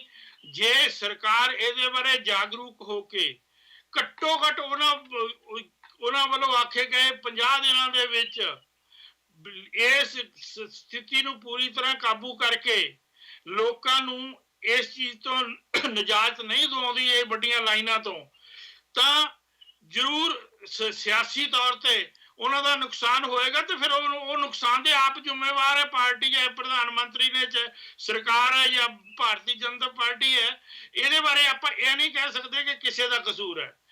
ਇਸੇ ਤਰ੍ਹਾਂ ਹੀ ਇਹ ਵੀ ਵੇਖਣ ਵਾਲੀ ਗੱਲ ਹੈ ਕਿ ਜੇ ਆਪੋਜੀਸ਼ਨ ਪਾਰਟੀ ਅੱਜ ਦੇ ਦਿਨ ਸਰਕਾਰ ਦੇ ਇਹ ਬਾਰ-ਬਾਰ ਕਹਿਣ ਦੇ ਕਿ ਅਸੀਂ ਤਿਆਰ ਹਾਂ ਉੱਥੇ ਡਿਸਕਸ਼ਨ ਵਾਸਤੇ ਪਾਰਲੀਮੈਂਟ ਦੇ ਵਿੱਚ, ਔਰ ਪ੍ਰਧਾਨ ਮੰਤਰੀ 2 ਵਾਰੀ ਜਾ ਕੇ ਉੱਥੇ ਬੈਠੇ ਨੇ, ਜਦੋਂ ਕਿ ਰਵਾਇਤ ਹੈ ਕੋਈ ਜ਼ਰੂਰੀ ਨਹੀਂ ਹੁੰਦਾ ਸਾਰੇ ਡਿਸਕਸ਼ਨ ਦੇ ਵਿੱਚ ਪ੍ਰਧਾਨ ਮੰਤਰੀ ਨੇ ਬੈਠਣਾ ਹੁੰਦਾ ਹੈ, ਪਰ ਉਹਦੇ ਬਾਵਜੂਦ ਇੱਕ ਗੱਲ ਤੇ ਅੜ ਕੇ ਕਿ ਪ੍ਰਧਾਨ ਮੰਤਰੀ ਮਾਫੀ ਮੰਗਣ ਆਪਣੇ ਬਿਆਨ ਬਾਰੇ, ਤਾਂ ਇਹ ਵੀ ਮੰਨਣ ਵਾਲੀ ਗੱਲ ਹੈ ਕਿ ਉਹ ਆਪਣੇ ਸਿਆਸੀ ਪੈਂਤੜੇ ਦੇ ਵਿੱਚ ਭਾਵੇਂ ਠੀਕ ਹੋਵੇ ਆਪੋਜੀਸ਼ਨ, ਪਰ ਲੋਕੀ ਦੇ ਦੁੱਖ ਦਰਦ ਪ੍ਰਤੀ ਸੁਹਿਰਦ ਉਹਨੂੰ ਨਹੀਂ ਕਿਹਾ ਜਾ ਸਕਦਾ। ਇਹੀ ਕਮੀ ਕੱਢ ਰਹੇ ਨੇ ਸਰਕਾਰ ਦੇ ਵਿੱਚ, ਆਪੋਜੀਸ਼ਨ ਕੱਢ ਰਹੀ ਹੈ ਕਿ ਲੋਕਾਂ ਨੂੰ ਦਰਪੇਸ਼ ਮੁਸ਼ਕਲਾਂ ਦਾ ਸਾਹਮਣਾ ਨਹੀਂ ਕੀਤਾ ਗਿਆ, ਮਨਮਰਜ਼ੀ ਦਾ ਫੈਸਲਾ ਲੈ ਲਿਆ ਗਿਆ ਹੈ। ਪਰ ਆਪੋਜੀਸ਼ਨ ਦੀ ਜਿਹੜਾ ਵਿਵਹਾਰ ਹੈ ਉਹਦੇ ਚੋਂ ਵੀ ਕਿਤੇ ਕੁਝ ਇਹੋ ਜਿਹਾ ਨਹੀਂ ਝਲਕਦਾ ਹੈਗਾ ਜਿੱਥੇ ਉਹ ਲੋਕਾਂ ਦੀਆਂ ਦਰਪੇਸ਼ ਮੁਸ਼ਕਲਾਂ ਨੂੰ ਜਿਹੜਾ ਹੈਗਾ ਉਹ ਡਿਸਕਸ ਕਰਨਾ ਚਾਹੁੰਦੇ ਹੋਣ, ਸਗੋਂ ਉਹ ਵੀ ਸਿਆਸੀ ਪੈਂਤੜੇਬਾਜ਼ੀ ਤੋਂ ਬਾਹਰ ਨਹੀਂ ਨਿਕਲ ਰਹੇ ਹੈਗੇ। ਔਰ ਉਹਦਾ ਇੱਕ ਕਾਰਨ ਇਹ ਵੀ ਹੈਗਾ ਮੇਰੀ ਸਮਝ ਅਨੁਸਾਰ, ਇੱਥੇ ਮੈਂ ਜਾਨਣਾ ਚਾਹੂੰਗਾ ਕਿ ਹਾਊਸ ਚਲਾਉਣਾ, ਲੋਕ ਸਭਾ ਤੇ ਰਾਜ ਸਭਾ ਚਲਾਉਣਾ ਜ਼ਿਆਦਾ ਜ਼ਿੰਮੇਵਾਰੀ ਤੁਸੀਂ ਕਿਹਦੀ ਮੰਨਦੇ ਜੋ, ਸਰਕਾਰ ਦੀ ਕਿ ਆਪੋਜੀਸ਼ਨ ਦੀ? ਦੇਖੋ ਇਹਦੇ ਵਿੱਚ ਦੋਵਾਂ ਦੀ ਜ਼ਿੰਮੇਵਾਰੀ ਹੈ। ਉਹ ਜਿਹੜੀ ਇਹ ਗੱਲ ਆਖੀ, ਤੁਹਾਨੂੰ ਨਹੀਂ ਲੱਗਦਾ ਕਿ ਸਰਕਾਰ ਦੀ ਜ਼ਿਆਦਾ ਜ਼ਿੰਮੇਵਾਰੀ ਹੋਣੀ ਚਾਹੀਦੀ ਹੈ? ਮੈਨੂੰ ਜਵਾਬ ਤਾਂ ਦੇਣ ਦਿਓ, ਮੈਂ ਉਹ ਜਵਾਬ ਜ਼ਰੂਰ ਨਹੀਂ ਦਿਆਂਗਾ ਕਿ ਜਿਹੜਾ ਤੁਸੀਂ ਕਹਿੰਦੇ ਵੀ ਤੁਹਾਡੇ ਅਨੁਸਾਰ ਠੀਕ ਹੈ, ਮੈਨੂੰ ਆਪਣੇ ਹਿਸਾਬ ਨਾਲ ਜਵਾਬ ਦੇਣ ਦਿਓ, ਮੈਂ ਤੁਹਾਡੀ ਗੱਲ ਦਾ ਜਵਾਬ ਦਿੰਦਾ। ਇਹ ਮੰਨਿਆ ਜਾਂਦਾ ਕਿ ਸਰਕਾਰ ਦੀ ਜ਼ਿੰਮੇਵਾਰੀ ਹੈ, ਪਰ ਸਰਕਾਰ ਦੀ ਜ਼ਿੰਮੇਵਾਰੀ ਦੇ ਵਿੱਚ ਇਹ ਤਾਂ ਨਹੀਂ ਹੈਗਾ ਕਿ ਜਦੋਂ ਤੁਸੀਂ ਉੱਥੇ ਸੈਸ਼ਨ ਸ਼ੁਰੂ ਹੁੰਦਾ ਹੈ ਤਾਂ ਇੱਕ ਗੱਲ ਨੂੰ ਕਿ ਪ੍ਰਧਾਨ ਮੰਤਰੀ ਮਾਫੀ ਮੰਗਣ, ਉਹ ਇਸ ਗੱਲ ਦੇ ਉੱਤੇ ਸਾਰੀ ਜਿਹੜੀ ਪੋਜੀਸ਼ਨ ਆ ਉੱਠ ਕੇ ਪਾਰਲੀਮੈਂਟ ਦੇ ਹਾਲ ਦੇ ਵੈਲ ਦੇ ਵਿੱਚ ਆ ਜਾਵੇ ਤੇ ਉਹ ਸਭਾਪਤੀ ਤੇ ਜਾਂ ਕਰ ਚੁੱਕੇ ਆ, ਇਹ ਗੱਲਾਂ ਤੁਸੀਂ ਵੀ ਬਹੁਤ ਵਾਰੀ ਕਰ ਚੁੱਕੇ ਜੋ ਕਰ ਦੇਵੇ। ਇਹ ਤਾਂ ਕੋਈ ਤਰੀਕਾ ਨਹੀਂ ਹੈਗਾ ਨਾ ਕੰਮ ਚਲਾਉਣ ਦਾ। ਓਕੇ, ਮੈਂ ਤੁਹਾਡੇ ਹਿਸਾਬ ਨਾਲ ਮੈਂ ਇੱਕ ਕਾਲਰ ਲੈਣਾ ਚਾਹੂੰਗਾ। ਸਤਿ ਸ਼੍ਰੀ ਅਕਾਲ ਜੀ, ਲਾਸਟ 4 ਨੰਬਰ ਨੇ 6855। ਹਾਂਜੀ ਕਵੀ ਸਾਹਿਬ ਨੇ ਸਤਿ ਸ਼੍ਰੀ ਅਕਾਲ ਜੀ। ਸਤਿ ਸ਼੍ਰੀ ਅਕਾਲ। ਮੈਂ ਭਾਈ ਇਸ ਕੰਟਰੀ 78 ਤੋਂ ਰਹਿ ਰਿਹਾ ਹਾਂ। ਮੈਂ ਪਹਿਲੀ ਵਾਰ ਦਿੱਲੀ ਤੋਂ ਗਿਆ ਸੀਗਾ 79 ਚ। ਸਾਨੂੰ ਇੰਡੀਆ ਦੇ ਇਲਾਕਾ ਬਾਰੇ ਵੀ ਪਤਾ, ਇੱਥੋਂ ਬਾਰੇ ਵੀ ਪਤਾ। ਉਹਦੇ ਮਹਿੰਗਾਈ ਜਿਹੜੀ ਸਾਡੀ ਬਾਕੀ ਟਿਕਟ ਹੈ ਫ੍ਰਿਜਰ ਤੋਂ ਐਲਏ ਦੀ, ਉਹਦਾ $3 ਦਾ ਫਰਕ ਪਿਆ। ਜਿਹੜੀ ਦੁੱਧ ਦੀ ਗੱਲ $1 ਦਾ ਫਰਕ ਪਿਆ। ਇੰਡੀਆ ਦਾ ਹਾਲਾਤ ਕੀ ਹੋ ਗਏ ਭਾਈ, ਕੌਣ ਜ਼ਿੰਮੇਵਾਰ ਹੈ?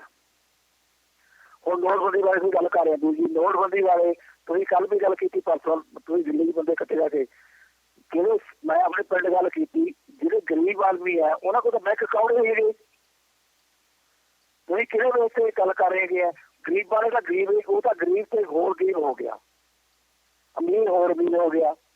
ਅੱਜ ਤੱਕ ਸਾਡੇ 2 ਵਰਗ ਪੈਦਾ ਹੋਏ ਆ ਪੰਜਾਬ 'ਚ। ਜਾਂ ਅਵਤਾਰ ਸਿੰਘ ਕਰੀਪਰੀ, ਉਸ ਬੰਦੇ ਰਾਜੇ ਸਭਾ ਵਿੱਚ ਸਾਰੀ 84 ਦੀ ਗੱਲ ਕੀਤੀ ਹੈ। ਜਾਂ ਭਗਵੰਤ ਮਾਨ ਹੈ ਜਿਹਨੇ ਗੱਲ ਕੀਤੀ ਹੈ। ਨਹੀਂ, ਸਾਰਾ ਪੰਜਾਬ ਦਾ ਗੰਦ, ਮੈਂ ਗੰਦ ਕਹਿ ਰਿਹਾ, ਗੰਦ। ਤੁਸੀਂ ਦੇਖੋ ਇਹ ਗੱਲ ਹੈ ਕਿ ਮੈਂ ਗੰਦ ਕਿਉਂ ਕਹਿ ਰਿਹਾ? ਅਸੀਂ ਗੰਦ ਇਕੱਠਾ ਕੀਤਾ ਹੋਇਆ ਤੇ ਮੈਨੂੰ ਗਲਤ ਕਿਉਂ ਜੋ ਵਰਗੀ ਕਿਉਂ? ਕਿਸੇ ਬੰਦੇ ਨੇ ਲੋਕ ਸਭਾ ਜਾ ਕੇ ਪੰਜਾਬ ਦੀ ਗੱਲ ਨਹੀਂ ਕੀਤੀ ਹੈਗੀ ਅੱਜ ਤੱਕ। 2 ਬੰਦੇ ਆ, ਮੈਂ ਤੁਹਾਨੂੰ ਕਹਿ ਰਿਹਾ, ਇੱਕ ਅਵਤਾਰ ਸਿੰਘ ਕਰੀਪਰੀ, ਇੱਕ ਭਗਵੰਤ ਮਾਨ, ਜਿਹਨੇ ਮਾੜੀ ਮੋਟੀ ਗੱਲ ਕੀਤੀ। ਜਿਉਂਦੇ ਰਹਿਣ, ਬਸਦੇ ਰਹਿਣ ਸਾਡੇ ਪੰਜਾਬ ਦੇ ਗਰੀਬਾਂ ਦੇ ਖਾਤਰ। ਸਾਨੂੰ ਲੋੜ ਨਹੀਂ ਭਾਜੀ। ਮੇਰੇ ਕੋਲ 5 ਗੈਸ ਸਟੇਸ਼ਨ ਇੱਥੇ, ਮੈਂ ਬਹੁਤ ਵਧੀਆ ਰੋਟੀ ਖਾ ਰਿਹਾ। ਸਾਡਾ 500 ਪਰਿਵਾਰ ਹੈ ਕੈਲਗਰੀ ਵਿੱਚ ਵੀ, ਜਿੱਥੋਂ ਮੈਂ ਤੁਹਾਨੂੰ ਮੈਂ ਪਹਿਲਾਂ ਵੀ ਗੱਲ ਕੀਤੀ ਸੀਗੀ ਵੀ ਸਾਡਾ ਸਾਰਾ ਪਰਿਵਾਰ ਕੈਲਗਰੀ ਦੀ ਲਾ ਕੇ ਗੱਲ ਉਹ ਡਾਕਟਰ ਜਸਵੀਰ ਸਿੰਘ ਕੰਗ, ਮੇਰੇ ਮੇਰੀ ਸਹੁਰੇ ਦਾ ਭਰਾ, ਮੇਰੇ ਪਤੀ ਗੈਸ ਦਾ ਜੱਜ ਹੈ। ਤਾਂ ਮੈਂ ਇਹਦੀ ਗੱਲ ਕਰਦਾ ਵੀ ਪਰ ਥੋੜੀ ਜਿਹੀ ਜਿਹੜੀ ਗੱਲ ਹੈ, ਸਾਨੂੰ ਲੋੜ ਨਹੀਂ। ਸਾਡੇ ਗਰੀਬ ਪਰਿਵਾਰਾਂ ਨੂੰ ਲੋੜ ਆ ਵਿਚਾਰਿਆਂ ਨੂੰ। ਮੇਰੇ ਭੈਣ ਭਾਈ ਜਿਹੜੇ ਗਰੀਬ ਆ, ਵਾਲਮੀਕੀ ਜਾਂ ਜੋ ਵੀ ਹੈਗਾ, ਉਹਨਾਂ ਨੂੰ ਖਾ ਲਿਆ ਲੋਕਾਂ ਨੇ, ਪੰਜਾਬ ਦੇ ਨੇ ਪੋਲੀਟਿਕਸ ਨੇ ਖਾ ਲਿਆ। ਬਿਲਕੁਲ ਨਿਚੋੜ ਤਾਂ ਖੋਲ ਕੱਢ ਕੇ ਨਾ ਘਰੇ ਬਿਠਾਲੇ ਬੈਠੇ ਆ ਵੀਰ ਜੀ। Thank you sir, thank you. ਥੋੜਾ ਜਿਹਾ ਮੈਂ ਦਿਲਰਾਜ ਸਿੰਘ ਜੀ ਤੁਹਾਡੇ ਤੋਂ ਸਵਾਲ ਪੁੱਛਣਾ ਚਾਹੂੰਗਾ। ਸਬਦੀਸ਼ ਜੀ ਨੇ ਆਲਰੇਡੀ ਪੁਆਇੰਟ ਚੱਕ ਲਿਆ ਸੀ ਕਿ ਤੁਹਾਡੇ ਵਿਚਾਰਾਂ ਵਿੱਚ ਪਰਿਵਰਤਨ ਆ ਗਿਆ ਵਾ। ਤੁਸੀਂ ਕਾਫੀ ਹੱਦ ਤੱਕ ਸਪੋਰਟ ਕਰ ਰਹੇ ਸੀ ਨੋਟਬੰਦੀ ਦੀ, ਪਰ ਅੱਜ ਥੋੜੇ ਜੇ ਸੌਫਟ ਕਾਰਨਰ ਤੁਸੀਂ ਲਿਆ ਵਾ ਕਿ ਹਾਂ ਲੋਕਾਂ ਨੂੰ ਦਿੱਕਤਾਂ ਆ ਰਹੀਆਂ ਨੇ। ਮੈਂ ਜਾਣਨਾ ਚਾਹੂੰਗਾ ਕਿ ਕਿਹੜੀ ਚੀਜ਼ਾਂ ਨੇ ਤੁਹਾਡੇ ਆਪਣੇ ਵਿਚਾਰ ਬਦਲਣ ਤੇ ਮਜਬੂਰ ਕੀਤਾ?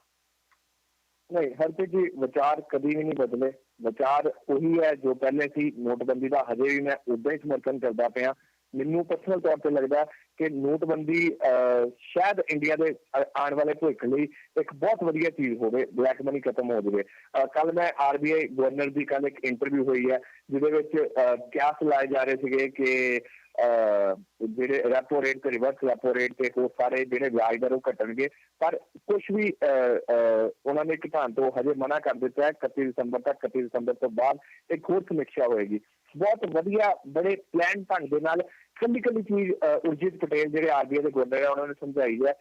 ਮੈਨੂੰ ਪੱਕੇ ਤੌਰ ਤੇ ਹਜੇ ਵੀ ਇਹ ਲੱਗਦਾ ਕਿ ਨੋਟਬੰਦੀ ਆਉਣ ਵਾਲੇ ਇੰਡੀਆ ਦੇ ਭਵਿੱਖ ਲਈ ਬਹੁਤ ਵਧੀਆ ਚੀਜ਼ ਹੈ। ਪਰ ਹਾਂ, ਮੈਂ ਮੇਰੇ ਪਹਿਲੀ ਵਾਰ ਵਿਚਾਰ ਨਹੀਂ ਬਦਲੇ। ਕੋਈ ਜਿਹੜਾ ਮੈਂ ਇੰਪਲੀਮੈਂਟੇਸ਼ਨ ਵਿੱਚ ਕਮੀ ਦੀ ਗੱਲ ਕਰਦਾ ਪਿਆ, ਉਹ ਸੰਡੇ ਨੂੰ ਜਿਹੜੀ ਅਸੀਂ ਡਿਬੇਟ ਕੀਤੀ ਸੀ, ਸੇਮ ਇਹੀ ਡਿਬੇਟ ਸੀ। ਉਦੋਂ ਵੀ ਮੈਂ ਦੱਸਿਆ ਸੀ ਕਿਉਂਕਿ ਹੁਣ ਜਦੋਂ ਅਸੀਂ ਲੋਕਾਂ ਨੂੰ ਮਿਲਦੇ ਪਏ ਹਾਂ, ਇੱਕ ਸਹੀ ਜਰਨਲਿਸਟ ਦਾ, ਇੱਕ ਸਹੀ ਪੱਤਰਕਾਰ ਦਾ ਕੰਮ ਇਹ ਹੁੰਦਾ ਕਿ ਜਦੋਂ ਅਸੀਂ ਡਿਬੇਟ ਵਿੱਚ ਆ ਜਾਂਦੇ ਹਾਂ, ਆਪਣਾ ਪਰਸਨਲ ਚੀਜ਼ਾਂ ਛੱਡ ਕੇ ਲੋਕਾਂ ਦੀਆਂ ਕਿਹੜੀਆਂ ਦਿੱਕਤਾਂ ਉਹ ਅੱਗੇ ਰੱਖੀਆਂ ਜਾਣ। ਆਮ ਲੋਕਾਂ ਨੂੰ ਪਤਾ ਚੱਲੇ, ਜਿਹੜੇ ਸਾਡੇ ਵਿਊਅਰਸ ਹੈ, ਜਿਹੜੇ ਸਾਨੂੰ ਦੇਖਦੇ ਪਏ ਆ, ਕਿ ਅਸਲ ਵਿੱਚ ਐਗਜ਼ੈਕਟ ਸਿਚੁਏਸ਼ਨ ਕੀ ਚੱਲਦੀ ਪਈ ਹੈ। ਮੈਂ ਜਿੱਦਾਂ ਪਹਿਲਾਂ ਦੱਸਿਆ ਕਿ ਜਦੋਂ ਮੈਂ ਕਈ ਪਿੰਡਾਂ ਦੇ ਵਿੱਚ ਗਿਆ, ਕਈ ਸ਼ਹਿਰਾਂ ਦੇ ਵਿੱਚ ਗਿਆ, ਕਈ ਕਸਬਿਆਂ ਦੇ ਵਿੱਚ ਗਿਆ, ਉੱਥੇ ਜਿਹੜਾ ਗਰੀਬ ਬੰਦਾ ਉਹਦਾ ਬਹੁਤ ਜ਼ਿਆਦਾ ਬੁਰਾ ਹਾਲ ਹੋ ਚੁੱਕਾ ਹੋਇਆ। ਲੰਬੀਆਂ ਲੰਬੀਆਂ ਲਾਈਨਾਂ ਲੱਗਦੀਆਂ ਪਈਆਂ। ਜਦੋਂ ਵਾਰੀ ਆਉਂਦੀ ਹੈ ਉਦੋਂ ਤੱਕ ਬੈਂਕਾਂ ਦੇ ਵਿੱਚ ਨੋਟ ਖਤਮ ਹੋ ਜਾਂਦੇ ਆ। ਫਿਰ ਰਿਪੀਟ ਕਰ ਰਿਹਾ, ਜਦੋਂ ਤੱਕ ਸਰਕਾਰ ਨੋਟ ਪ੍ਰੋਪਰ ਨਹੀਂ ਦਿੰਦੀ ਬੈਂਕਾਂ ਨੂੰ, ਜਦੋਂ ਤੱਕ ਸਰਕੂਲੇਸ਼ਨ ਵਿੱਚ ਨਹੀਂ ਚੀਜ਼ਾਂ ਆਉਂਦੀਆਂ, ਉਦੋਂ ਤੱਕ ਇਹ ਸਿਚੁਏਸ਼ਨ ਬਹੁਤ ਜ਼ਿਆਦਾ ਖਰਾਬ ਹੋ ਜਾਏਗੀ। ਆਉਣ ਵਾਲੇ ਜੇ 15-20 ਦਿਨ, 1 ਮਹੀਨੇ ਤੱਕ ਇਸ ਸਿਚੁਏਸ਼ਨ ਤੇ ਕੰਟਰੋਲ ਨਾ ਪਾਇਆ ਗਿਆ ਤੇ ਮੋਦੀ ਸਰਕਾਰ ਲਈ ਇਹ ਜਿਹੜਾ ਫੈਸਲਾ ਸੀ, ਜਿਹੜੇ ਹਜੇ ਸਾਰੇ ਲੋਕੀ ਤਾਰੀਫ ਕਰਦੇ ਪਏ ਆ, ਉਹ ਬਿਲਕੁਲ ਨੈਗੇਟਿਵ ਹੋ ਜਾਏਗਾ।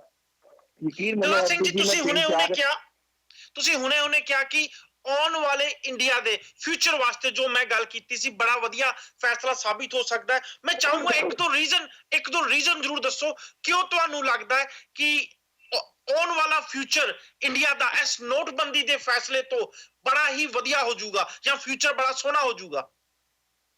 ਹਰਪ੍ਰੀਤ ਜੀ, ਬਹੁਤ ਕਾਰਨ ਹੈ। ਪਹਿਲਾ ਕਾਰਨ ਤਾਂ ਬਿਲਕੁਲ ਬਲੈਕ ਮਨੀ ਖਤਮ ਹੋਏਗੀ। ਜਿਹੜਾ ਲੋਕਾਂ ਨੇ ਪੈਸਾ ਦੱਬਿਆ ਹੋਇਆ ਸੀਗਾ ਆਪਣੇ ਖਾਤਿਆਂ ਦੇ ਵਿੱਚ, ਲੋਕਾਂ ਨੇ ਪੈਸਾ ਘਰਾਂ ਦੇ ਵਿੱਚ ਦੱਬਿਆ ਹੋਇਆ ਸੀਗਾ, ਜਿਹੜਾ ਬੇਸ਼ੁਮਾਰ ਤਰੀਕੇ ਦੇ ਨਾਲ ਨਿਕਲਦਾ ਪਿਆ। ਕੱਲ ਉਰਜਿਤ ਪਟੇਲ ਜੀ ਨੇ ਜਿਹੜਾ ਕਿਹਾ 22,23,000 ਕਰੋੜ ਰੁਪਇਆ ਹਜੇ ਤੱਕ ਆ ਚੁੱਕਾ, ਜਿਹੜਾ ਤਕਰੀਬਨ ਜਿਹੜਾ ਸਰਕੂਲੇਸ਼ਨ ਵਿੱਚ 14-15 ਲੱਖ ਰੁਪਇਆ ਸੀ ਉਹਦਾ 80 to 83% ਬਣਦਾ ਵਾ। ਉਹ ਪੈਸਾ ਆ ਚੁੱਕਾ ਵਾ। ਹੁਣ ਕਿੱਦਾਂ ਇਨਕਮ ਟੈਕਸ ਡਿਪਾਰਟਮੈਂਟ ਉਹਨਾਂ ਨੂੰ ਨੋਟਿਸ ਇਸ਼ੂ ਕਰੇਗਾ, ਕੀ ਹੋਏਗਾ, ਉਹ ਸਾਰੀਆਂ ਚੀਜ਼ਾਂ ਦੇਖਣ ਵਾਲੀਆਂ ਹੋਣਗੀਆਂ। ਉਸ ਤੋਂ ਬਾਅਦ ਮੈਂ ਪਹਿਲੇ ਵੀ ਕਈ ਵਾਰੀ ਕਹਿ ਚੁੱਕਾ, ਬੈਂਕਾਂ ਦੇ ਕੋਲ ਪੈਸਾ ਆ ਗਿਆ ਤੇ ਬੈਂਕਾਂ ਨੇ ਅੱਗੇ ਲੋਨ ਚੜਾਣੇ ਹੈਗੇ, ਨਹੀਂ ਤੇ ਬੈਂਕ ਪ੍ਰੋਫਿਟ ਦੇ ਵਿੱਚ ਨਹੀਂ ਆਣਗੇ। ਬੈਂਕ ਲੋਨ ਦੇਣਗੇ ਤੇ ਲੋਨ ਡੈਫੀਨੇਟਲੀ ਸਸਤੇ ਹੋਣਗੇ। ਸਿੱਧਾ ਫਾਇਦਾ ਉਹਦਾ ਕਿਤੇ ਨਾ ਕਿਤੇ ਲੋਕਾਂ ਨੂੰ ਹੋਏਗਾ। ਲੋਨ ਸਸਤੇ ਹੋਣ ਦੇ ਨਾਲ ਹਰ ਚੀਜ਼ ਸਸਤੀ ਹੁੰਦੀ ਹੈ। ਜਦੋਂ ਜੇ ਕੋਈ ਮੈਂ ਛੋਟਾ ਬਿਜ਼ਨਸ ਕਰਦਾ ਪਿਆ ਵਾਂ, ਵੱਡਾ ਬਿਜ਼ਨਸ ਕਰਦਾ ਪਿਆ ਵਾਂ, ਤੁਸੀਂ ਕਹਿ ਰਹੇ ਹੋ ਕਿ ਲੋਨ ਦਰ ਜੋ ਆ ਇੰਟਰਸਟ ਰੇਟ ਸਸਤਾ ਹੋਊਗਾ। ਦੂਜਾ ਪੁਆਇੰਟ ਦਿਲਰਾਜ ਸਿੰਘ ਜੀ, ਹਾਂਜੀ ਮੈਂ ਇੰਟਰਸਟ ਰੇਟ ਸਸਤਾ ਹੋਊਗਾ, ਤੁਸੀਂ ਇਸ ਗੱਲ ਇਹ ਕਹਿ ਰਹੇ ਜੋ। ਦੂਜਾ ਪੁਆਇੰਟ ਹੋਰ ਕਿਹੜਾ ਲੱਗ ਰਿਹਾ ਤੁਹਾਨੂੰ? ਹਰਪ੍ਰੀਤ ਜੀ ਬਿਲਕੁਲ ਦੂਜਾ ਪੁਆਇੰਟ ਸਸਤਾ ਹੋਏਗਾ, ਲੋਨ ਸਸਤਾ ਹੋਏਗਾ। ਦੂਜਾ ਪੁਆਇੰਟ ਜਿਹੜਾ ਮੋਦੀ ਸਾਹਿਬ ਦਾ ਡਿਜੀਟਲ ਇੰਡੀਆ ਦਾ ਇੱਕ ਕੈਂਪੇਨਿੰਗ ਇਹਦੇ ਨਾਲ ਜੁੜੀ ਹੋਈ ਹੈ।